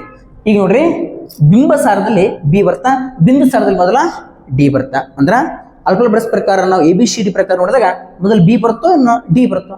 ಮೊದಲು ಬಿ ಬರ್ತಲ್ಲ, ಅಂದ್ರ ಮೊದಲು ಬರೋನು ಬಿಂಬಸಾರ, ಆಮೇಲೆ ಬರೋನು ಬಿಂದುಸಾರ. ಅರ್ಥ ಆಯ್ತಾ? ಹಾಗಾದ್ರೆ ಸರ್ ಬಿಂಬಸಾರ ಎಲ್ಲಿ ಬರ್ತಾನ ಮತ್ತು ಬಿಂದುಸಾರ ಎಲ್ಲಿ ಬರ್ತಾನ ಒಂಚೂರು ನೋಡ್ಕೊಂಡ್ಬಿಡ್ರಿ. ಮೊದಲು ಯಾರು ಬರ್ತಾನ? ಬಿಂಬಸಾರ ಅಂತ ಗೊತ್ತಾಯ್ತು, ನಂತರ ಬಿಂದುಸಾರ. ಸರ್ ಇವನೆಲ್ಲಿ ಬರ್ತಾನೆ? ಇವನೆಲ್ಲಿ ಬರ್ತಾನಪ್ಪ ಅಂದ್ರ ಮಗಧ ಸಾಮ್ರಾಜ್ಯ. ಮಗಧ ಸಾಮ್ರಾಜ್ಯ. ಸರ್ ಇವನೆಲ್ಲಿ ಬರ್ತಾನೆ? ಮೌರ್ಯ ಸಾಮ್ರಾಜ್ಯ. ಯಾವ ಸಾಮ್ರಾಜ್ಯ? ಮೌರ್ಯ ಸಾಮ್ರಾಜ್ಯ. ಸರ್ ಮತ್ತ ಈ ಮಗಧ ಸಾಮ್ರಾಜ್ಯ ಒಂದು ಸಂತತಿ ಬರ್ತಾ, ಅರ್ರೆಂಕ ಸಂತತಿ ಅಂತ ಬರ್ತಾ. ಯಾವ ಸಂತತಿ? ಅರ್ರೆಂಕ. ಅರ್ರೆಂಕ ಸಂತತಿ ಒಳಗೆ ಇವನು ಬಂದ್ರ ಇವನು ಏನಪ್ಪ ಅಂದ್ರ ಅದೇ ಮೌರ್ಯ ಸಂತತಿ ಒಳಗ ಬರ್ತಾನ. ಸದ್ಯಕ್ಕೆ ಏನಪ್ಪ ಅಂದ್ರ ಈ ಬಿಂಬಸಾರ ಬಗ್ಗೆ ನಾವು ಬೇಡ, ಜಸ್ಟ್ ಬರೀ ಬಿಂದುಸಾರನ ಕುರಿತು ಏನಪ್ಪ ಅಂದ್ರ ಒಂಚೂರು ಏನಪ್ಪ ಅಂದ್ರ ನಾವು ನೋಡಿಕೊಳ್ಳೋಣ. ಯಾವ ಸಾರ? ಬಿಂದುಸಾರ. ಎಸ್ ವೆರಿ ಇಂಪಾರ್ಟೆಂಟ್ ಸ್ನೇಹಿತರೆ, ಬಿಂದುಸಾರ. ಓಕೆ. ಸೊ ಬಿಂದುಸಾರ ಅಂತ ಬರ್ತಾನ. ಸರ್ ಬಿಂದುಸಾರ ಎಲ್ಲಿ ಬರ್ತಾನಪ್ಪ ಅಂದ್ರ ಮೌರ್ಯ ಸಾಮ್ರಾಜ್ಯದಲ್ಲಿ. ಇವನ ಆಳ್ವಿಕೆ ಕಾಲ ಏನಪ್ಪ ಅಂದ್ರ ಕ್ರಿಸ್ತ ಪೂರ್ವ 298ರಿಂದ ಕ್ರಿಸ್ತ ಪೂರ್ವ 273ವರೆಗೆ ಏನ್ ಮಾಡ್ತಾನಪ್ಪ ಅಂದ್ರ ಆಳ್ವಿಕೆ ಮಾಡ್ತಾನೆ ರೀ. ಸೊ ಬಿಂದುಸಾರ ಮನೆತನ ಏನಪ್ಪ ಅಂದ್ರೆ ಮೌರ್ಯ ಸಾಮ್ರಾಜ್ಯ. ಯಾವ ಸಾಮ್ರಾಜ್ಯ? ಮೌರ್ಯ ಸಂತತಿಯಲ್ಲಿ ಬರ್ತಾನ. ಮೌರ್ಯ ಸಾಮ್ರಾಜ್ಯದ ಸ್ಥಾಪಕ ಯಾರಪ್ಪ ಅಂದ್ರೆ ಚಂದ್ರಗುಪ್ತ ಮೌರ್ಯ. ಚಂದ್ರಗುಪ್ತ ಮೌರ್ಯ ಅಂತ ಬರ್ತಾನ. ಈ ಚಂದ್ರಗುಪ್ತನ ಮೌರ್ಯನ ಮಗ ಯಾರಪ್ಪ ಅಂತಂದ್ರ ಬಿಂದುಸಾರ. ಚಂದ್ರಗುಪ್ತನ ಮಗ ಯಾರು? ಬಿಂದುಸಾರ. ಬಿಂದುಸಾರ ಮಗ ಅಶೋಕ. ಬಿಂದುಸಾರ ಮಗ ಅಶೋಕ. ಹಾಗಾದ್ರೆ ಬರೀ ಸರ್ ಬಿಂದುಸಾರ ಏನಪ್ಪಾ ಅಂದ್ರ 298ರಿಂದ 273ವರೆಗೆ ಏನ್ ಮಾಡ್ತಾನಪ್ಪ ಅಂದ್ರ ಆಳ್ವಿಕೆ ಮಾಡ್ತಾನ. ಇವನಿಗೆ ಏನಪ್ಪ ಅಂದ್ರ 16 ಜನ ಮಕ್ಕಳಿದ್ರು. ಎಷ್ಟು ಜನ? 16 ಜನ ಮಕ್ಕಳು. 101 ಜನ 16 ಜನ ಮಕ್ಕಳಲ್ಲ, 16 ಜನ ಹೆಂಡತಿಯರು. 16 ಜನ ಹೆಂಡತಿಯರು ಜೊತೆಗೆ 101 ಜನ ಏನಪ್ಪ ಅಂದ್ರೆ ಮಕ್ಕಳಿದ್ರು. ಈ 101 ಜನ ಮಕ್ಕಳಲ್ಲಿ ಏನಪ್ಪ ಅಂದ್ರ ಹಿರಿಯ ಮಗ ಬರ್ತಾನ. ಹಿರಿಯ ಮಗ ಅವನೇ ಯಾರಪ್ಪ ಅಂದ್ರೆ ಸುಶೀಮಾ ಅಂತ ನೋಡ್ತೀವಿ. ಹಿರಿಯ ಮಗ ಯಾರೇ? ಸುಶೀಮಾ. ಇನ್ನು ಎರಡನೇದವನು ಬರ್ತಾನ, ಅವನೇ ಅಶೋಕ. ಅವನೇ ಅಶೋಕ. ಇನ್ನು ಕೊನೆಯ ಮಗ ಬರ್ತಾನ ತಿಸ್ಸ ಅಂತ ಬರ್ತಾನ. ಇದಷ್ಟು ನಮಗೆ ಇಂಪಾರ್ಟೆಂಟ್ ಇಲ್ಲ, ಅದ್ರ ಗೊತ್ತಿರಲಿ. ಓಕೆನಾ? ಹಿರಿಯ ಮಗ ಏನಪ್ಪ ಅಂದ್ರ ಸುಶೀಮಾ. ತಕ್ಷಶಿಲೆಯ ರಾಜನಾಗಿರ್ತಾನ. ಸಾರಿ ಏನಪ್ಪ ಅಂದ್ರ ಪ್ರಾಂತ್ಯಾಧಿಕಾರಿ ಆಗಿರ್ತಾನ. ಇಲ್ಲಿ ಅಶೋಕ ಅಂತ ಬರ್ತಾನ. ಅಶೋಕ ಏನಪ್ಪ ಅಂದ್ರ ಮುಂದೊಂದು ಉಜ್ಜಯಿನಿ ಜೊತೆನಪ್ಪ ತಕ್ಷಶಿಲೆಯ ಪ್ರಾಂತ್ಯಾಧಿಕಾರಿಯಾಗಿ ಕೆಲಸ ಮಾಡ್ತಾನೆ. ಹಾಗಾದ್ರೆ ಸರ್ ಏನ್ರಿ ನಮ್ಮ ಪರೀಕ್ಷಾ ದೃಷ್ಟಿಯಿಂದ ಬಿಂದುಸಾರ ಏನ್ ಇಂಪಾರ್ಟೆಂಟ್? ಒಂದು ಪಾಯಿಂಟ್ ಏನಪ್ಪ ಅಂದ್ರ ಮೌರ್ಯ ಸಾಮ್ರಾಜ್ಯಕ್ಕೆ ಸಂಬಂಧಪಟ್ಟನ ಚಂದ್ರಗುಪ್ತನ ಮಗ ಅಶೋಕನ ತಂದೆ. ಅಶೋಕನ ತಂದೆ. ಹಾಗಾದ್ರ ಇವನ್ ಏನಪ್ಪಾ ಅಂದ್ರ ಬಿಂದುಸಾರ ಆಳ್ವಿಕೆ ಮಾಡ್ತಿರುವಂತ ಸಂದರ್ಭದೊಳಗ ಇವನ್ ಆಳ್ವಿಕೆ ಮಾಡ್ತಿರುವಂತ ಸಂದರ್ಭದೊಳಗ ಸೊ ಏನಾಗೈತಿಪ್ಪ ಅಂದ್ರ ಒಬ್ಬ ಗ್ರೀಕ್ ದೊರೆ ಬರ್ತಾನೆ. ಗ್ರೀಕ್ ರಾಜ. ಗ್ರೀಕ್ ರಾಜ ಯಾರಪ್ಪ ಅಂತಾರ? ಒಂದನೇ ಆಂಟಿಯೋಕಸ್. ಒಂದನೇ ಆಂಟಿಯೋಕಸ್ ಅಂತ ಬರ್ತಾನೆ. ಒಂದನೇ ಆಂಟಿಯೋಕಸ್. ಸರ್ ಏನ್ ಮಾಡ್ತಾನ್ರಿ ಒಂದನೇ ಆಂಟಿಯೋಕಸ್? ಈ ಒಂದನೇ ಆಂಟಿಯೋಕಸ್ನ ಆಸ್ಥಾನಕ್ಕೆ ಏನಪ್ಪ ಅಂದ್ರ ತನ್ನ ರಾಯಭಾರಿ ಕಳಿಸ್ತಾನೆ. ಒಂದನೇ ಆಂಟಿಯೋಕಸ್ ಯಾರಪ್ಪ ಅಂದ್ರೆ ಗ್ರೀಕ್ ರಾಜ. ಈ ಒಂದನೇ ಆಂಟಿಯೋಕಸ್ನ ಆಸ್ಥಾನಕ್ಕೆ ಏನಪ್ಪ ಅಂದ್ರ ತನ್ನ ರಾಯಭಾರಿ ಕಳಿಸಿ ಹೇಳ್ತಾನ ಏನಪ್ಪ ಅಂದ್ರ ನನಗೆ 3 ವಸ್ತುಗಳನ್ನ ನೀ ಕಳಿಸಿ ಕೊಡಬೇಕು. ಸೊ ಒಂದೇನಪ್ಪ ಅಂದ್ರ ಶಿಯಾದ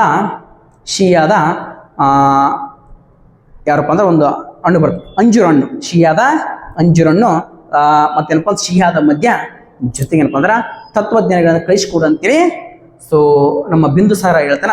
ಅವಾಗ ಏನಪ್ಪ ಅಂದ್ರೆ ಮೊದಲೇ 2 ಕಳಿಸಿಕೊಟ್ಟೆ ಏನಪ್ಪ ಅಂದ್ರ ಕೊನೆಯದೀಗ ತತ್ವಜ್ಞಾನಿಗಳನ್ನ ಕಳಿಸಿಕೊಡಂಗಿಲ್ಲ.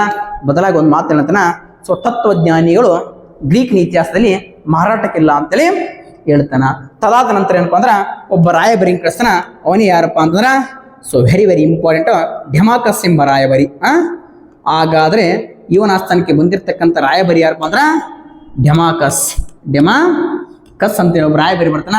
ಅದೇ ತರನಾಗಿ ಆಫ್ರಿಕಾದಿಂದ ಮತ್ತೊಬ್ಬ ರಾಯಭರಿ ಬರ್ತಾನ, ಡಿಯೋನಿಯಸ್. Very important.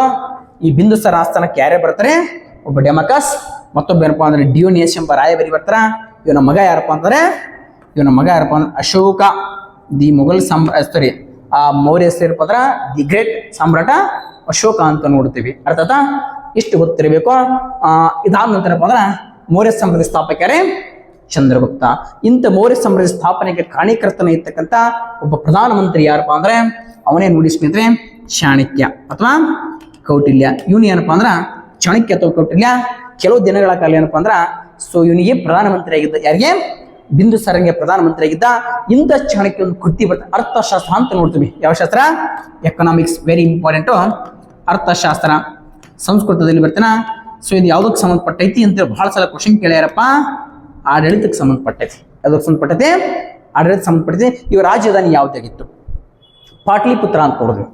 ಇವರ ರಾಜಧಾನಿ ಯಾವ್ದಪ್ಪ ಅಂದ್ರೆ ಸೊ ವೆರಿ ಇಂಪಾರ್ಟೆಂಟು ಪಾಟಲಿಪುತ್ರ ಇವರ ರಾಜಧಾನಿ ಅಂತೇಳಿ ನೋಡ್ತೀವಿ. ಹಾಗಾದ್ರೆ ಸರ ಇವರ ಲಾಂಛನ ಯಾವ್ದ್ರಿ? ಮಯೂರ ಎಂಬುದು ಇವರ ಲಾಂಛನ. ಇವರ ಲಾಂಛನ ಯಾವುದು? ಮಯೂರ.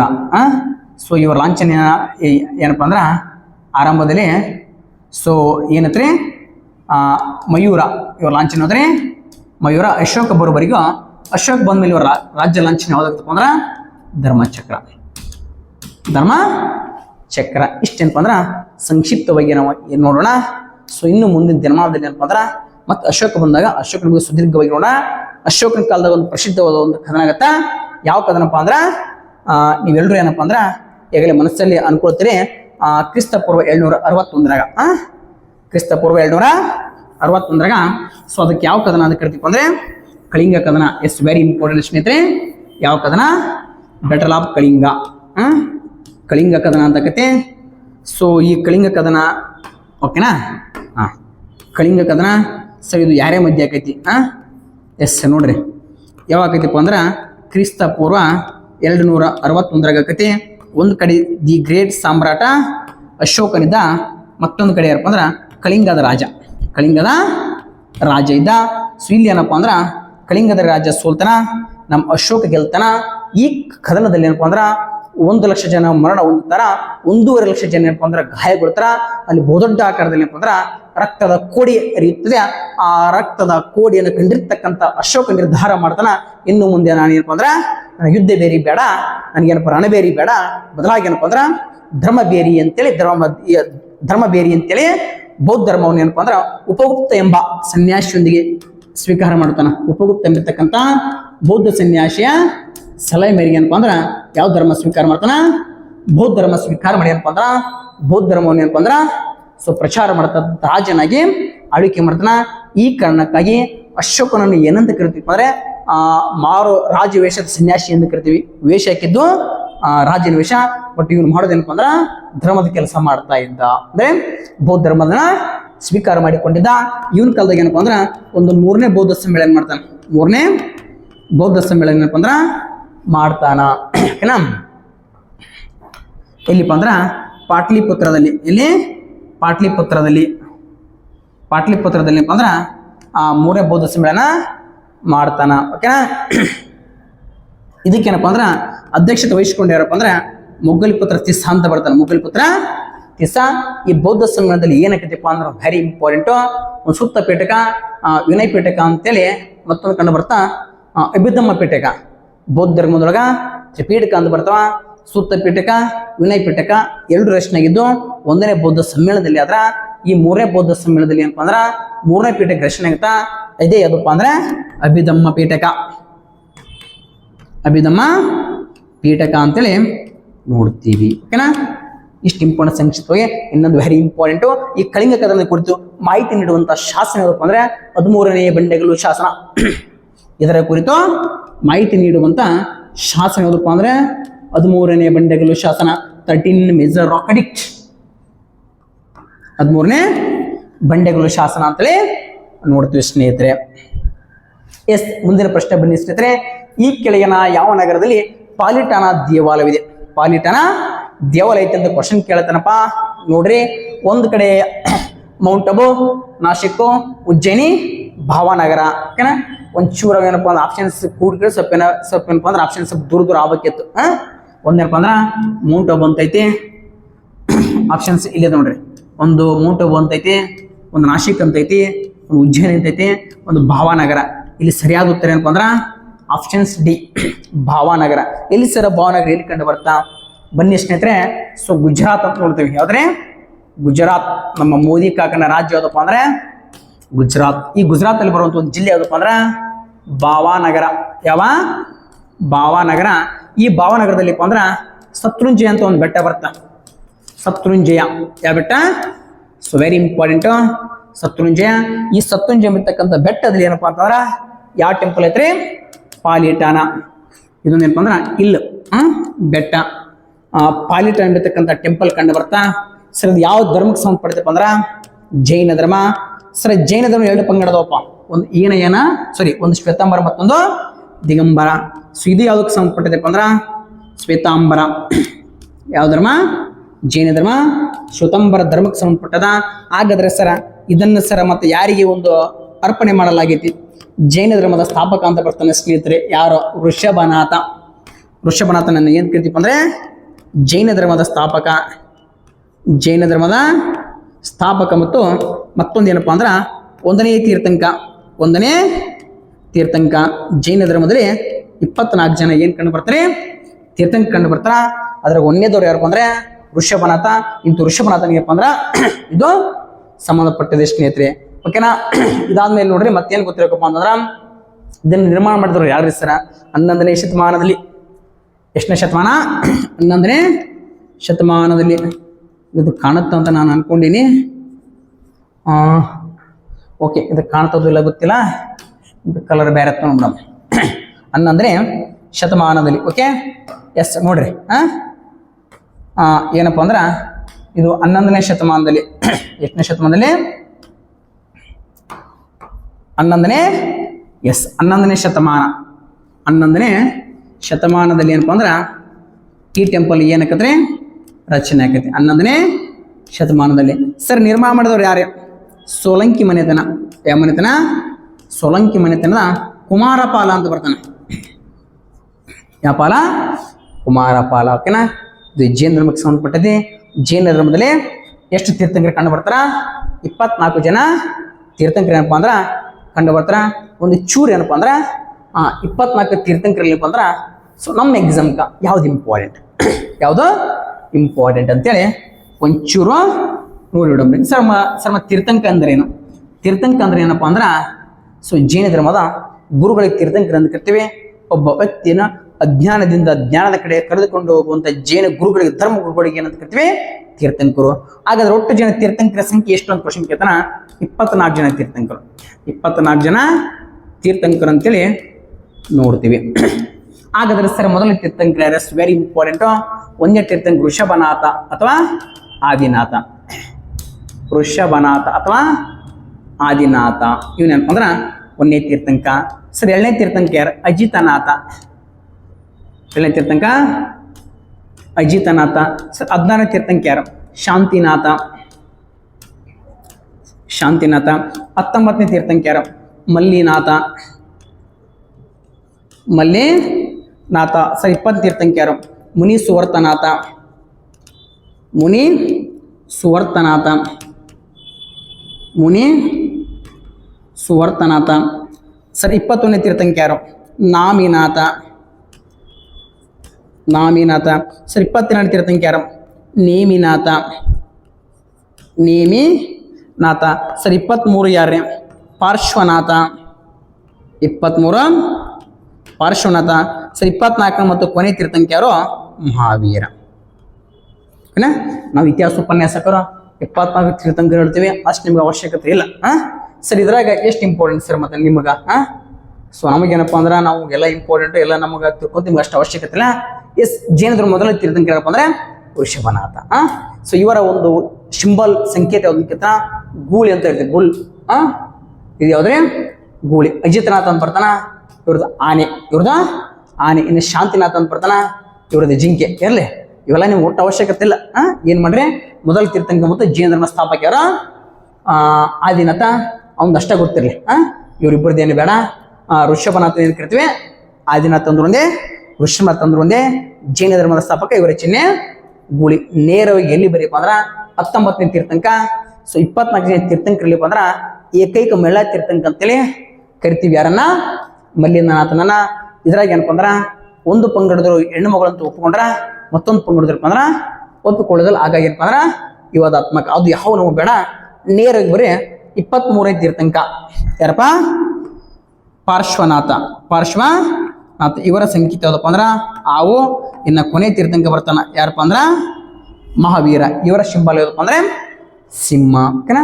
ಇಲ್ಲಿ ಅಜಿತನಾಥ, ಶಾಂತನಾಥ, ಮಲ್ಲಿನಾಥ, ಮುನೀಶ್ವರನಾಥ, ನಾಮಿನಾಥ, ನೇಮಿನಾಥ, ಪಾರ್ಶ್ವನಾಥ, ಮಹಾವೀರ. ಹಿಂಗ 24 ಜನ ಹೆಸರು ಹೇಳ್ಬೋದು, ನಿಮ್ಗೆ ಅವಶ್ಯಕತೆ ಇಲ್ಲ. ಓಕೆ ಸರ್, ಮತ್ತೇನು ಗೊತ್ತಿರ್ಬೇಕ್ರಿ, ಜೈನ ಧರ್ಮದಲ್ಲಿಪ್ಪ ಅಂದ್ರ 2 ಪಂಗಡ ಕಂಡು ಬರ್ತಾವ, ಶ್ವೇತಾಂಬರ ಮತ್ತು ದಿಗಂಬರ. ನೆಕ್ಸ್ಟ್ ಏನಪ್ಪಾ ಅಂದ್ರ ಇದ್ರಲ್ಲಿ ಏನಪ್ಪಾ ಅಂದ್ರ ತ್ರಿಪೀಠಗಳಂತ ಬರ್ತಾವ. ಸಾರಿ, ತ್ರಿರತ್ನಗಳು. ತ್ರಿರತ್ನ ಅಂತ ಬಂದ್ರ ಜೈನ ಧರ್ಮ. ತ್ರಿರತ್ನಗಳು ಯಾವ ಧರ್ಮ? ಜೈನ ಧರ್ಮ. ಅದೇ ತರ ಏನಪ್ಪಾ ಅಂದ್ರ ಆಗಮಾಂಗಗಳಂತ ಬರ್ತಾವ. ಆಗಮ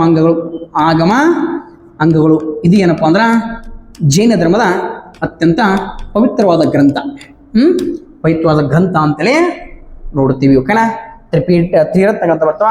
ಇನ್ನು ತ್ರಿಪೀಠಕ ಅಂತ ಬರ್ತಾವ. ತ್ರಿಪೀಠಕ ಅಂತ ಬಂದ್ರ ಅದು ಬೌದ್ಧ ಧರ್ಮ. ತ್ರಿರತ್ನ ಅಂತ ಬಂದ್ರ ಜೈನ ಧರ್ಮ. ಸಂಕ್ಷಿಪ್ತ ಇಷ್ಟು ಸಾಕು.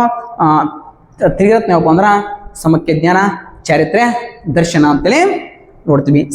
ಸಮಕ್ಯ ದರ್ಶನ, ಸಮಕ್ಯ ಚಾರಿತ್ರ್ಯ, ಸಮಕ್ಯ ಜ್ಞಾನ. ಓಕೆನಾ? ಎಸ್, ಬನ್ನಿ ಸ್ನೇಹಿತರೆ, ಈ ಕೆಳಗಿನ ಯಾವ ಕ್ರೀಡೆಯಲ್ಲಿ ಪೆನ್ ಹೋಲ್ಡರ್ ಗ್ರಿಪ್ ಅನ್ನು ಬಳಸಲಾಗುತ್ತದೆ? ಇದೊಂದು term.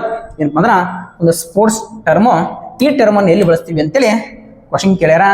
Cricket, table tennis, badminton, obviously ಬಳಸ್ತೀವಿ ಅಂದ್ರ ಟೇಬಲ್ ಟೆನ್ನಿಸ್ ಒಳಗಪ್ಪ ಅಂದ್ರ ಇದನ್ನ ಬಳಸ್ತೀವಿ. ಓಕೆನಾ?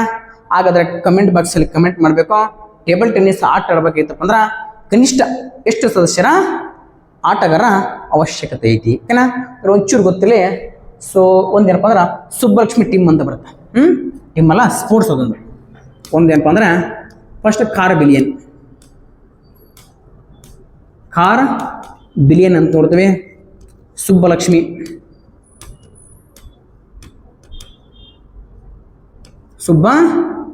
ಅಂತೇಳಿ ನೋಡ್ತೀವಿ. ಈ ಕಾರ್ ಬಿಲಿಯನ್ ಮತ್ತು ಸುಬ್ಬಲಕ್ಷ್ಮಿ ಏನಪ್ಪಾ ಅಂದ್ರ ಇವೆರಡು ಯಾವ್ದಕ್ಕೆ ಸಂಬಂಧಪಟ್ಟಪ್ಪ ಅಂದ್ರ ಟೇಬಲ್ ಟೆನ್ನಿಸ್ ಸಂಬಂಧಪಟ್ಟಿರ್ತಕ್ಕಂಥ ಟ್ರೋಫಿಗಳು. ಯಾವ್ರೇ?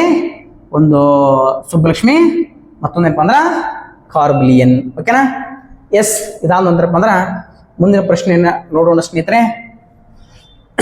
ಈ ಕೆಳಗಿನ ಯಾವ ರಾಜ್ಯವು ಕಲ್ಲಣನ ರಾಜತರಂಗಿನೊಂದಿಗೆ ಸಂಪರ್ಕ ಹೊಂದೈತಿ? ಇಲ್ಲಿ ಸರಿಯಾದ ಉತ್ತರ ಏನಪ್ಪ ಅಂದ್ರ ಜಮ್ಮು ಮತ್ತು ಕಾಶ್ಮೀರದ ಒಂದು ಇತಿಹಾಸವನ್ನು ಹೇಳುವಂತ ಕೃತಿ ಯಾವ್ದಪ್ಪ ಅಂದ್ರೆ ರಾಜತರಂಗಿಣಿ ಅಂತ ಕರಿತೀವಿ. Rajatarangini is very important. But ಐತಿಹಾಸಿಕವಾಗಿರ್ತಕ್ಕಂಥ ಗ್ರಂಥ Rajatarangini. Yes, very important. So ಅದನ್ನು ಬರೆದವ್ರು ಯಾರಪ್ಪ ಅಂದ್ರೆ ಕಲ್ಲಣ. ಸೊ ಯಾವ ಭಾಷೆಪ್ಪ ಅಂದ್ರ ಸಂಸ್ಕೃತ ಭಾಷೆದೊಳಗ ಬರೀತೇನ. ಸರ್ ಇದು ಏನಪ್ಪಾ ಅಂದ್ರ ಏನ್ ಮಾಡ್ತದ ಸರ್? ಕಾಶ್ಮೀರ ಇತಿಹಾಸ ಇರ್ತದ. ಕಾಶ್ಮೀರದ ಇತಿಹಾಸ ಹೇಳ್ತದ. ಕಾಶ್ಮೀರ ಇತಿಹಾಸ ಕುರಿತು ಮಾಹಿತಿ ನೀಡ್ತದ. ಮತ್ತೇನು ಸರ ಇದೇನಪ್ಪ ಅಂದ್ರ ಕಾಶ್ಮೀರ ಇತಿಹಾಸ ಮೇಲೆ ಬೆಳಕನ್ನ ಚೆಲ್ಲುವಂತ ಪ್ರಯತ್ನ ಮಾಡ್ತದ. ಕಾಶ್ಮೀರದಲ್ಲಿಪ್ಪ ಅಂದ್ರ ಮಹಿಳಾ ಆಡಳಿತಗಾರರ ಕಾಶ್ಮೀರದಲ್ಲಿ ಏನಪ್ಪ ಅಂದ್ರ ಮಹಿಳಾ ಆಡಳಿತಗಾರ ಆ ಮಹಿಳಾ ಆಡಳಿತಗಾರ ಕುರಿತು ಏನಪ್ಪ ಅಂದ್ರ ಮಾಹಿತಿ ನೀಡ್ತದ.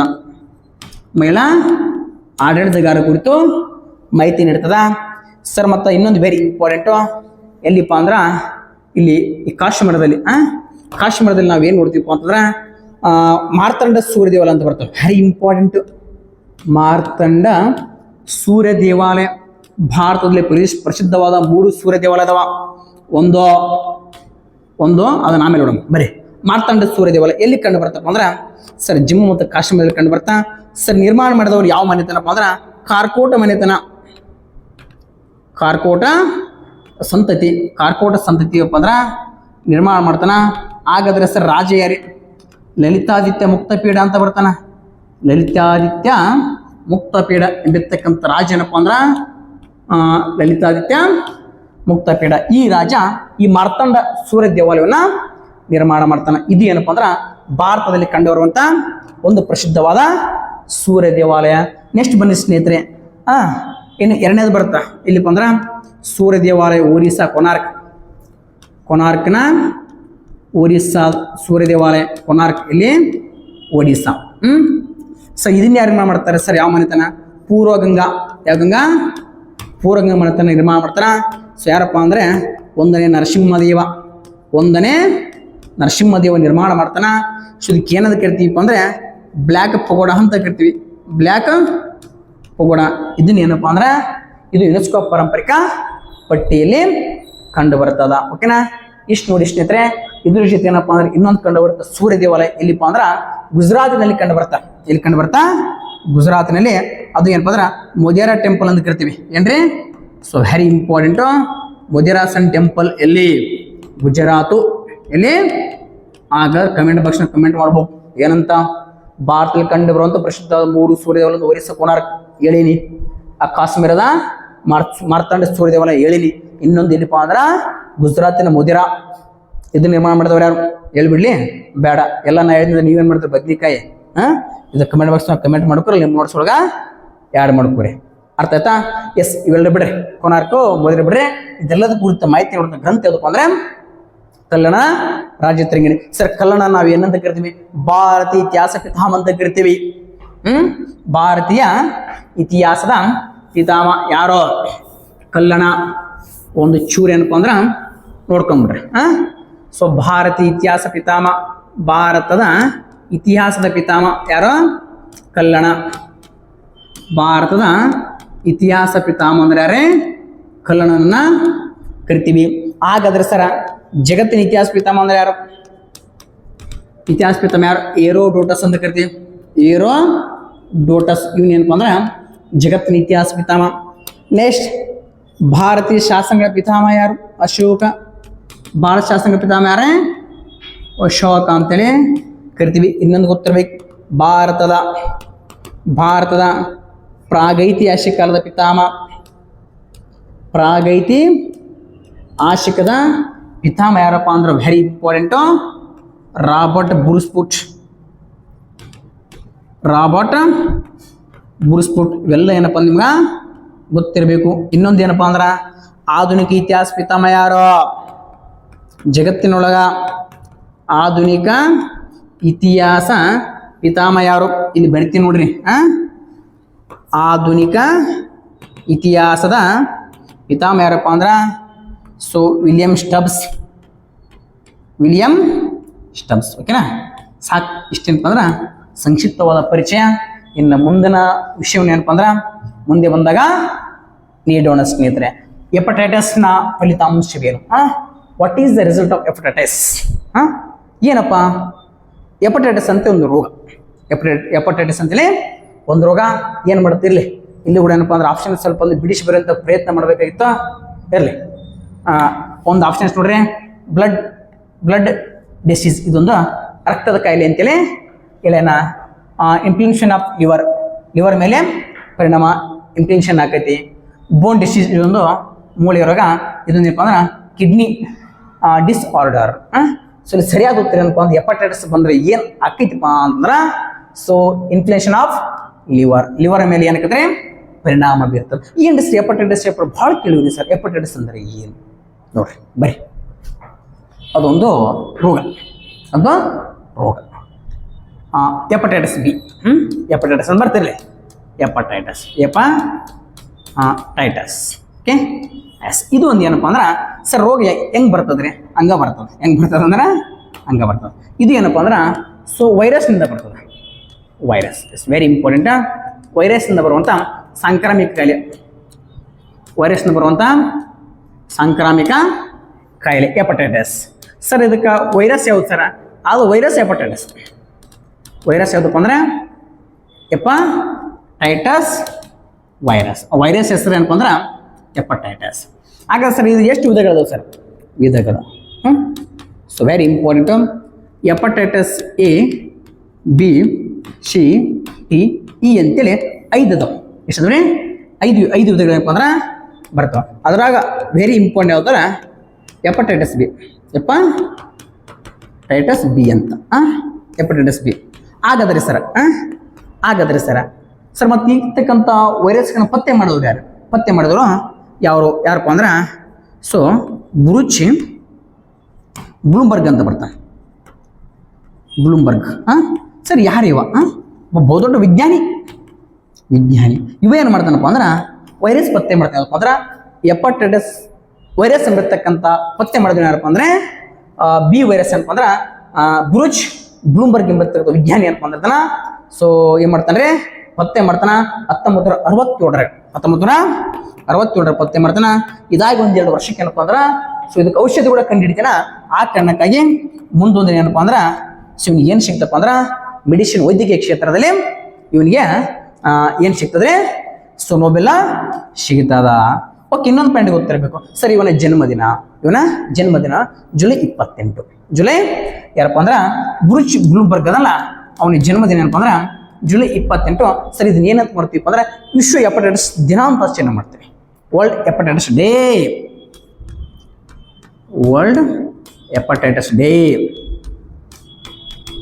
ವರ್ಲ್ಡ್ ಹೆಪಟೈಟಿಸ್ ಡೇ ಅಂತೇಳಿ ಆಚರಣೆ ಮಾಡ್ತೀವಿ. ಎಷ್ಟು ವೆರಿ ಇಂಪಾರ್ಟೆಂಟ್ ಸರ್. ಇದು ಬಂದ್ರೆ ಏನಾಕೈತಿಪ್ಪ ಅಂದ್ರೆ ಸೊ ನಮ್ಮ ಲಿವರ್ ಮೇಲೆಪ್ಪ ಅಂದ್ರೆ ಪರಿಣಾಮ ಬೀರ್ತದೆ. ಏನ್ರಿ? So very important. ಲಿವರ್ ಅಥವಾ ಯಕೃತ್ ಅಂತ ಕರಿತೀವಿ. ಏನ್ರಿ? ಯಕೃತ್. ಈ ಯಕೃತ್ ಮೇಲೆಪ್ಪ ಅಂದ್ರೆ ಪರಿಣಾಮ ಬೀರ್ತವೆ. ಸರ್ ಒಂದ್ ವೇಳೆ ಹೆಪಟೈಟಿಸ್ ಬಂದ್ರೆ ಸರ್ ಮತ್ತೆ ಲಕ್ಷಣಗಳೇನ್ರಿ? ಲಕ್ಷಣಗಳೇನಪ್ಪ ಅಂದ್ರೆ ಸೊ ನಮ್ಮ ಚರ್ಮ ಹಳದಿ ಆಕೈತಿ. ಚರ್ಮ ಏನಾಕಂದ್ರೆ ಹಳದಿ ಆಕೈತಿ. ಇದು ಅದರ ಪರಿಣಾಮ. ಚರ್ಮ ಹಳದಿ ಆಕೈತಿ. ಸರ್ ಮತ್ತೇನಾಕೈತ್ರಿ? ಹೊಟ್ಟೆ ನೋವು ಬರ್ತದೆ. ಹೊಟ್ಟೆ ನೋವು ಇದೇನಪ್ಪ ಅಂದ್ರೆ ಈ ರೋಗದ ಇಷ್ಟು ಲಕ್ಷಣಗಳು. ಓಕೆನಾ? ಸೊ ಇಷ್ಟು ಇಂಪಾರ್ಟೆಂಟು. ಓಕೆ, ಸೊ ಈಗ ನಾವೇನು ಮಾಡೋಣಪ್ಪ ಅಂದ್ರೆ ಈಗ ಮುಂದಿನ ಪ್ರಶ್ನೆಗೆ ಹೋಗೋಣ. ಎಸ್, ಭಾರತದ ಮೊದಲ ಮಹಿಳಾ ರಾಷ್ಟ್ರಪತಿ ಯಾರು? ಇಲ್ಲಿ ಒಂದು ಆಪ್ಷನ್ಸ್ ಬಿಡಿಸಿ ಬರಿಬೇಕಿತ್ತು. ಸರೋಜಿನಿ ನಾಯ್ಡು, ಉಮಾ ಭಾರತಿ, ಸೊ ಪ್ರತಿಭಾ ಪಾಟೀಲ್, ಸೊ ಇಂದಿರಾ ಗಾಂಧಿ ಅಂತ ಹೇಳಿಕೆ. ಸೊ ಇಲ್ಲಿ ಸರಿಯಾದ ಉತ್ತರ ಏನಪ್ಪ ಅಂತಂದ್ರೆ ಸೊ ಪ್ರತಿಭಾ ಪಾಟೀಲ್. ಯಾವ ಪಾಟೀಲ? ಪ್ರತಿಭಾ ಪಾಟೀಲ್ ಏನಪ್ಪ ಅಂದ್ರೆ ಸರಿಯಾದ ಉತ್ತರ. ಏನು ಸರ ರಾಷ್ಟ್ರಪತಿ? ರಾಷ್ಟ್ರಪತಿ ಅಂದ್ರೆ ಅಂದ್ರೆ ನಮ್ಮ ದೇಶದ ಅತ್ಯುನ್ನತ ಹುದ್ದೆ. ದೇಶದ ಮೊದಲ ಪ್ರಜೆ. First citizenship of India. ರಾಷ್ಟ್ರಪತಿ. ಸೊ ಪ್ರೆಸಿಡೆಂಟ್ ಅಂತ ಕರಿತೀವಿ. ಪ್ರೆಸಿಡೆಂಟ್ ಏನ್ರಿ? ರಾಷ್ಟ್ರಪತಿ. ಏನ್ರಿ ಸರ? ಎಷ್ಟು ಆರ್ಟಿಕಲ್ ಸರ? ಆರ್ಟಿಕಲ್ 52. ಅಂದ್ರೆ ವಿಧಿ 52 ವಿಧಿ ಏನು ಹೇಳ್ತಪ್ಪ ಅಂದ್ರೆ ನಮ್ಮ ದೇಶಕ್ಕೆ ಏನ್ಬೇಕು? ರಾಷ್ಟ್ರಪತಿ ಬೇಕು. ತದಾದ ನಂತರ 53 ಬರ್ತ ಆರ್ಟಿಕಲ್ 53. Very important. ಆರ್ಟಿಕಲ್ 53 ಏನ್ ಸರ? ರಾಷ್ಟ್ರದಲ್ಲಿ ಕಂಡು ಬರ್ತಕ್ಕಂಥ ಎಲ್ಲ ಅಧಿಕಾರಿಗಳು ರಾಷ್ಟ್ರಪತಿ ಹೆಸರಲ್ಲಿ ನಡಿಬೇಕು. ರಾಷ್ಟ್ರಪತಿಯ ಅಂದ್ರೆ ಕಾರ್ಯಾಂಗಿ ಅಧಿಕಾರಿಗಳು ಏನದವಲ್ಲ ಎಲ್ಲ ಕಾರ್ಯಾಂಗಿ ಅಧಿಕಾರಿ ಯಾರ ಹೆಸರಲ್ಲಿ ನಡಿಬೇಕು? ರಾಷ್ಟ್ರಪತಿಯವರ ಹೆಸರಲ್ಲಿ ನಡಿಬೇಕಂತೇಳಿ ಹೇಳೋದು ಆರ್ಟಿಕಲ್ 53 ಇರಲಿ. ಅವಾಗ ಸಂಬಂಧಪಟ್ಟಿರ್ತಕ್ಕಂಥ ಆರ್ಟಿಕಲ್ ಸಂವಿಧಾನ ಬಂದಾಗ ಏನಪ್ಪ ಅಂದ್ರೆ ನೋಡೋಣ. ಎಷ್ಟು ಸಮಯವಿಲ್ಲ, ಇಲ್ಲಿ ನೇರವಾಗಿ ಏನಪ್ಪಾ ಅಂತಂದ್ರೆ ಸೊ ಅನ್ಸರಿ ಬರಮ.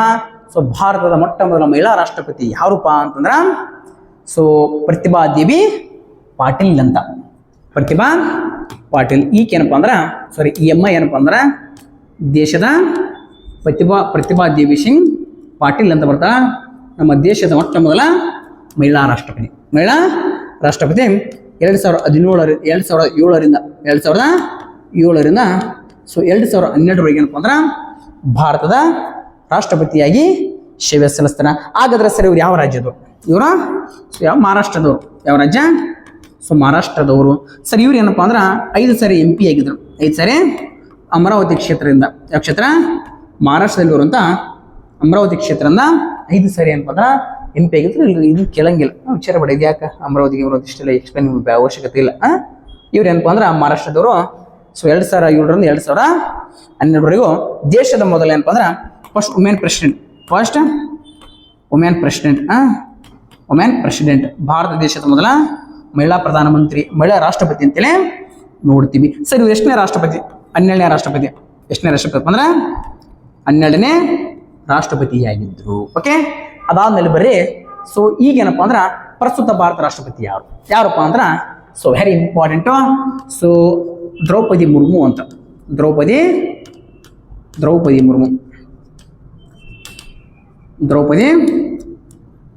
ಮುರ್ಮು ಅಂತ ಬರ್ತಾರೆ. ಈ ಅಮ್ಮ ಏನಪ್ಪ ಅಂದ್ರೆ ಇವರು ಪ್ರಸ್ತುತ ಭಾರತದ ರಾಷ್ಟ್ರಪತಿ.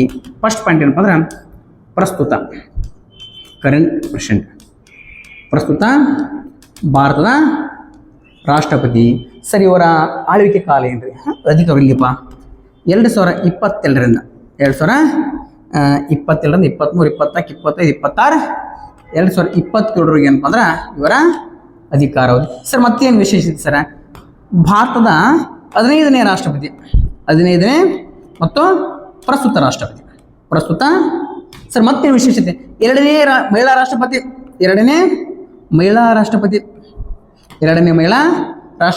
ಸರ್ ಮತ್ತೇನು ವಿಶೇಷತೆ? ಬುಡಕಟ್ಟು ಜನಾಂಗಕ್ಕೆ ಸೇರಿದ ಮೊದಲ ರಾಷ್ಟ್ರಪತಿ. ಬುಡಕಟ್ಟು ಜನಾಂಗದ ಮೊದಲ ರಾಷ್ಟ್ರಪತಿ. ಬುಡಕಟ್ಟು ಜನಾಂಗದ ಮೊದಲ ರಾಷ್ಟ್ರಪತಿ ಯಾರು? ದ್ರೌಪದಿ ಮುರ್ಮು. ಹಾಗಾದ್ರೆ ಸರ ಇನ್ನೊಂದು ಪಾಯಿಂಟ್ ಗೊತ್ತಿರಬೇಕು. ಈ ಕಡೆ ಮೊದಲ ಮಹಿಳಾ ರಾಷ್ಟ್ರಪತಿ, ಈ ಕಡೆ ಎರಡನೇ ಮಹಿಳಾ ರಾಷ್ಟ್ರಪತಿ. ಈ ಎಮ್ಮ ಪ್ರತಿಭಾದೇವಿ ಪಾಟೀಲ್ ರಾಷ್ಟ್ರಪತಿಗಿಂತ ಮುಂಚಿತವಾಗಿ ರಾಜಸ್ಥಾನಕ್ಕೆ ರಾಜ್ಯಪಾಲ ಇದು. ರಾಜಸ್ಥಾನಕ್ಕೆ ಏನಾಗಿದ್ದು? ರಾಜ್ಯಪಾಲೆ. ಯಾವುದಕ್ಕ? ರಾಜಸ್ಥಾನಕ್ಕೆ ರಾಜ್ಯಪಾಲೆ. ಅದೇ ತರನಾಗಿ ಈ ದ್ರೌಪದಿ ಮುರ್ಮು ರಾಷ್ಟ್ರಪತಿಗಿಂತ ಮುಂಚಿತವಾಗಿ ಯಾವ ರಾಜ್ಯಕ್ಕೆ ರಾಜ್ಯಪಾಲ ಆಗಿದ್ದಳು? ಜಾರ್ಖಂಡ ರಾಜ್ಯಕ್ಕೆ. ಯಾವ ರಾಜ್ಯಕ್ಕೆ? ಜಾರ್ಖಂಡಕ್ಕೆ ಏನಾಗಿದ್ದು? ಜಾರ್ಖಂಡಕ್ಕೆ ಏನಪ್ಪ ಅಂದ್ರೆ ರಾಜ್ಯಪಾಲ ಆಗಿದ್ದರು. ಹಾಗಾದ್ರೆ ಇವರು ಮಹಾರಾಷ್ಟ್ರದವರಾದ್ರೆ ಈ ಎಮ್ಮ ಯಾವುದು? ಒಡಿಸ್ಸಾ. ಯಾವ ರಾಜ್ಯಕ್ಕೆ ಸೇರಿದಳು? ಒಡಿಸ್ಸಾ. ಹಾಗಾದ್ರೆ ಒಂದು ಮಾತೇನು ಹೇಳಿದೆ? ಬುಡಕಟ್ಟು ಜನಾಂಗಕ್ಕೆ ಸೇರಿದವರು. ಹಾಗಾದ್ರೆ ಯಾವ ಬುಡಕಟ್ಟು? ಸಂತಾಲ ಬುಡಕಟ್ಟು. ಯಾವ ಬುಡಕಟ್ಟು? ಸಂತಾಲ ಬುಡಕಟ್ಟು. Very important. ಸೊ ಈ ದ್ರೌಪದಿ ಮುರ್ಮು ಏನೈತಲ್ಲ, ಈ ದ್ರೌಪದಿ ಮುರ್ಮು ಇವ್ರು ಏನಪ್ಪ ಅಂದ್ರೆ ಸೊ ಯಾವ ಒಂದು ಬುಡಕಟ್ಟಿಗೆ ಸೇರಿದವರಪ್ಪ ಅಂದ್ರೆ ಸಂತಾಲ ಬುಡಕಟ್ಟು ಅಂತ ನೋಡ್ತೀವಿ. ಯಾವ ಬುಡಕಟ್ಟು? Yes, very important. ಸಂತಾಲ ಬುಡಕಟ್ಟಿಗೆ ಸೇರಿದಳೆ. ಹಾಗಾದ್ರೆ ಗೊತ್ತಿರಬೇಕು, ಸಂತಾಲರಿಗೆ ಅತ್ಯಂತ ಪವಿತ್ರವಾದ ನದಿ ಅದಪ್ಪ ಅಂದ್ರೆ ದಾಮೋದರ ನದಿ. ಮುಂದೊಂದಿನ ಸಂತಾಲ ಬುಡಕಟ್ಟು ತಂಗಿ ಅಂತ ಅದು ಇತಿಹಾಸದಲ್ಲಿ ಏನಪ್ಪ ಅಂದ್ರೆ ನೋಡಮ್ಮ. ಸದ್ಯಕ್ಕೆ ಎಷ್ಟು ಸಾಕು, ಒಂದು ಪಾಯಿಂಟ್ ಒಂದಿಷ್ಟು ಹೇಳ್ತೇನೆ, ಬರ್ಕೊಂಡ್ಬಿಡ್ರಿ. ಭಾರತದ ಮೊದಲ ರಾಷ್ಟ್ರಪತಿ ಯಾರು? 2 ಬಾರಿ ರಾಷ್ಟ್ರಪತಿ ಆಗಿರ್ತಕ್ಕಂಥ ವ್ಯಕ್ತಿ ಯಾರು? ಮೊಟ್ಟ ಮೊದಲ ಹಂಗಾಮಿ ರಾಷ್ಟ್ರಪತಿ ಯಾರು? ಮೊಟ್ಟ ಮೊದಲ ದಲಿತ ರಾಷ್ಟ್ರಪತಿ ಯಾರು? ರಾಷ್ಟ್ರಪತಿಯಾದ ಸುಪ್ರೀಂ ಕೋರ್ಟಿನ ಮುಖ್ಯ ನ್ಯಾಯಾಧೀಶನಾದು ಯಾರು? ಓಕೆನಾ? ಇಷ್ಟೆಲ್ಲ ಪಾಯಿಂಟ್ ಏನಪ್ಪ ಅಂದ್ರೆ ಗೊತ್ತಿ. ಮತ್ತ ಅತಿ ಹೆಚ್ಚು ಆಳ್ವಿಕೆ ಮಾಡಿದ ರಾಷ್ಟ್ರಪತಿ ಯಾರು? ಅತ್ಯಂತ ಕಡಿಮೆ ಆಳ್ವಿಕೆ ಮಾಡಿದ ರಾಷ್ಟ್ರಪತಿ ಯಾರು? ಅತ್ಯಂತ ಕಿರುವಯಸ್ಸಿನ ರಾಷ್ಟ್ರಪತಿ ಯಾರು? ಮೊದಲ ರಾಷ್ಟ್ರಪತಿಯಾದ ವಿಜ್ಞಾನಿ ಯಾರು? ಅರ್ಥ ಆಗತ್ತೈತೆ ಹೇಳುದು? ಇಷ್ಟೆಲ್ಲ ಪಾಯಿಂಟ್ ಏನು ಕ್ವಶನ್ ಇರ್ತಲ್ಲ, ಆನ್ಸರ್ ನೀವೇ ಕೊಂಡ್ಕೋಬೇಕು. ಆನ್ಸರ್ ನಾನು ಬರೀ ಪ್ರಶ್ನೆ ಹೇಳ್ತಿರ್ತೀನಿ, ಇವೆಲ್ಲ ಆನ್ಸರ್ ಕ್ವಶನ್ ಅದು. ಓಕೆನಾ? ಇಷ್ಟು ಮಾಡ್ರಿ. ಹಾಗಾದ್ರೆ ಮುಂದಿನ ಪ್ರಶ್ನೆ ಬರುವ ಸ್ನೇಹಿತರೆ, ಈ ಕೆಳಗಿನವರಲ್ಲಿ ಯಾರು 1966ರಲ್ಲಿ ಯಾರು 1966ರಲ್ಲಿ ಲಾಲ್ ಬಹದ್ದೂರ್ ಶಾಸ್ತ್ರಿಯವರ ಮರಣದ ನಂತರ ಭಾರತದ ಮಧ್ಯಂತರ ಪ್ರಧಾನಮಂತ್ರಿಯಾಗಿ ಕಾರ್ಯನಿರ್ವಹಿಸಿದರು? ಮಧ್ಯಂತರ ಪ್ರಧಾನಮಂತ್ರಿ ಇಂಗ್ಲಿಷ್ನಾಗ ಏನಂತ ಕರಿತೀವಿ ಅಂದ್ರೆ ನೋಡ್ಕೋಬೇಕು. Interim prime minister. ಮಧ್ಯಂತರ ರಾಷ್ಟ್ರಪತಿ ಏನು ಸರಿ ಹಿಂಗಂದ್ರೆ ಏನು? ಮಧ್ಯಂತರ ರಾಷ್ಟ್ರಪತಿ ಅಂದ್ರೆ ಒಂಚೂರು ಈ ಕಡೆ ನೋಡ್ಬಿಟ್ರೆ ಅದು 100% ನಿಮ್ಗೆ ಅರ್ಥ ಆಗುತ್ತೆ. ಮಧ್ಯಂತರ ರಾಷ್ಟ್ರಪತಿ ಅಂದ್ರೆ ಏನು? ಎಸ್ ನೋಡ್ರಲ್ಲಿ. ಸೊ ಭಾರತದ ಮಧ್ಯಂತರ ಪ್ರಧಾನಮಂತ್ರಿ ಏನ್ ಸರ? ಭಾರತ ಮೊದಲ ಪ್ರಧಾನಮಂತ್ರಿ ಯಾರು? ಜವಾಹರ್ಲಾಲ್ ನೆಹರು. ಎಸ್ ಬನ್ನಿ, ಜವಾಹರ್ಲಾಲ್ ನೆಹರು ಶಾರ್ಟ್ ಆಗಿ ಜೆ ನೆಹರು ಅಂತ ಬರ್ತೀನಿ. ಇವ್ರು ಏನಪ್ಪ ಅಂದ್ರೆ ಭಾರತ ಮೊದಲ ಪ್ರಧಾನಮಂತ್ರಿ 1947ರಿಂದ 1964 ಏನಂದ್ರೆ ಭಾರತ ಪ್ರಧಾನಮಂತ್ರಿ 1964 ಏನಪ್ಪ ಅಂದ್ರೆ ಅಕಾಲಿಕ ಮರಣಕ್ಕೆ ಏನಪ್ಪ ಅಂದ್ರೆ ಸೊ ಇವ್ರು ಏನಪ್ಪ ಅಂದ್ರೆ ಮರಣ ಹೊಂದುತ್ತಾರ. ಅದಾದ್ಮೇಲೆ ಏನಪ್ಪ ಅಂದ್ರೆ 1964 ಗುಲ್ಜರಿಲಾಲ್ ನಂದಾ ಅಂತ ಬರ್ತಾನೆ. ಗುಲ್ಜರಿಲಾಲ್ ನಂದಾ ಇವ್ರನ್ನ ಏನ್ ಮಾಡ್ತಾರಪ್ಪ ಅಂದ್ರ 1964 13 ದಿನ ಇಡ್ದನ 13 ದಿನ ಕೆಲಪ್ಪ ಅಂದ್ರ ಹಂಗಾಮಿ ಪ್ರಧಾನಮಂತ್ರಿಯನ್ನಾಗಿ ಮಾಡ್ತಾರ, ಟೆಂಪರರಿ ಮಾಡ್ತಾರ. 13 ದಿನ ಆದ್ಮೇಲೆ ಏನಪ್ಪ ಅಂದ್ರ ಸೊ ಭಾರತದ ಪ್ರಧಾನಮಂತ್ರಿಯಾಗಿ ಮತ್ತೆ ಯಾರಾಗಿ ಕೇಳಪ್ಪ ಅಂದ್ರ ಲಾಲ್ ಬಹದ್ದೂರ್ ಶಾಸ್ತ್ರಿ.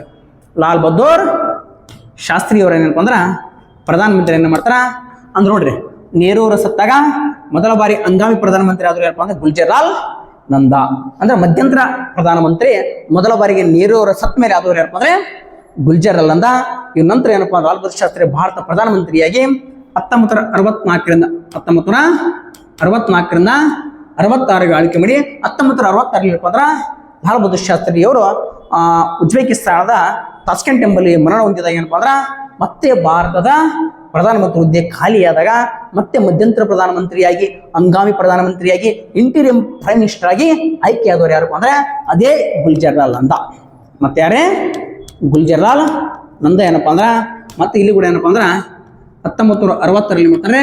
ಇಲ್ಲಿ ಕೂಡ ಒಂದು 13-14 ದಿನಗಳ ಕಾಲ ಏನಕ್ಕನ ಸೊ ಮತ್ತೆ ಹಂಗಾಮಿ ಪ್ರಧಾನಮಂತ್ರಿಯಾಗಿ ನೇಮಕನ. ಮತ್ತೆ ಟೆಂಪರರಿ ಅವ್ರ ಆದ್ಮೇಲೆ ಏನಪ್ಪಾ ಅಂದ್ರ ಅದೇ 1966 ಏನಪ್ಪಾ ಅಂದ್ರ ಇಂದಿರಾ ಗಾಂಧಿ ಅಂತ ಬರ್ತಾವ. ಯಾವ ಗಾಂಧಿ? ಇಂದಿರಾ ಗಾಂಧಿ 1966ರಿಂದ ಸತತವಾಗಿ 1977ರವರೆಗೆ ಪ್ರಧಾನಮಂತ್ರಿ ಆಗಳ. 1977ರಲ್ಲಿ ಏನಪ್ಪಾ ಅಂದ್ರೆ ವೆರಿ ಇಂಪಾರ್ಟೆಂಟ್, ಕಾಂಗ್ರೆಸ್ ಕ್ಷೇತ್ರ ಮೊಟ್ಟ ಮೊದಲ ಪ್ರಧಾನಿ ಬರ್ತಾನ ಮೊರಾರ್ಜಿ ದೇಸಾಯಿ ಅಂತ. ಮೊರಾರ್ಜಿ ದೇಸಾಯಿ 1977ರಿಂದ ಸೊ 79ರವರೆಗೆ ಆದ. ಯಾರೇ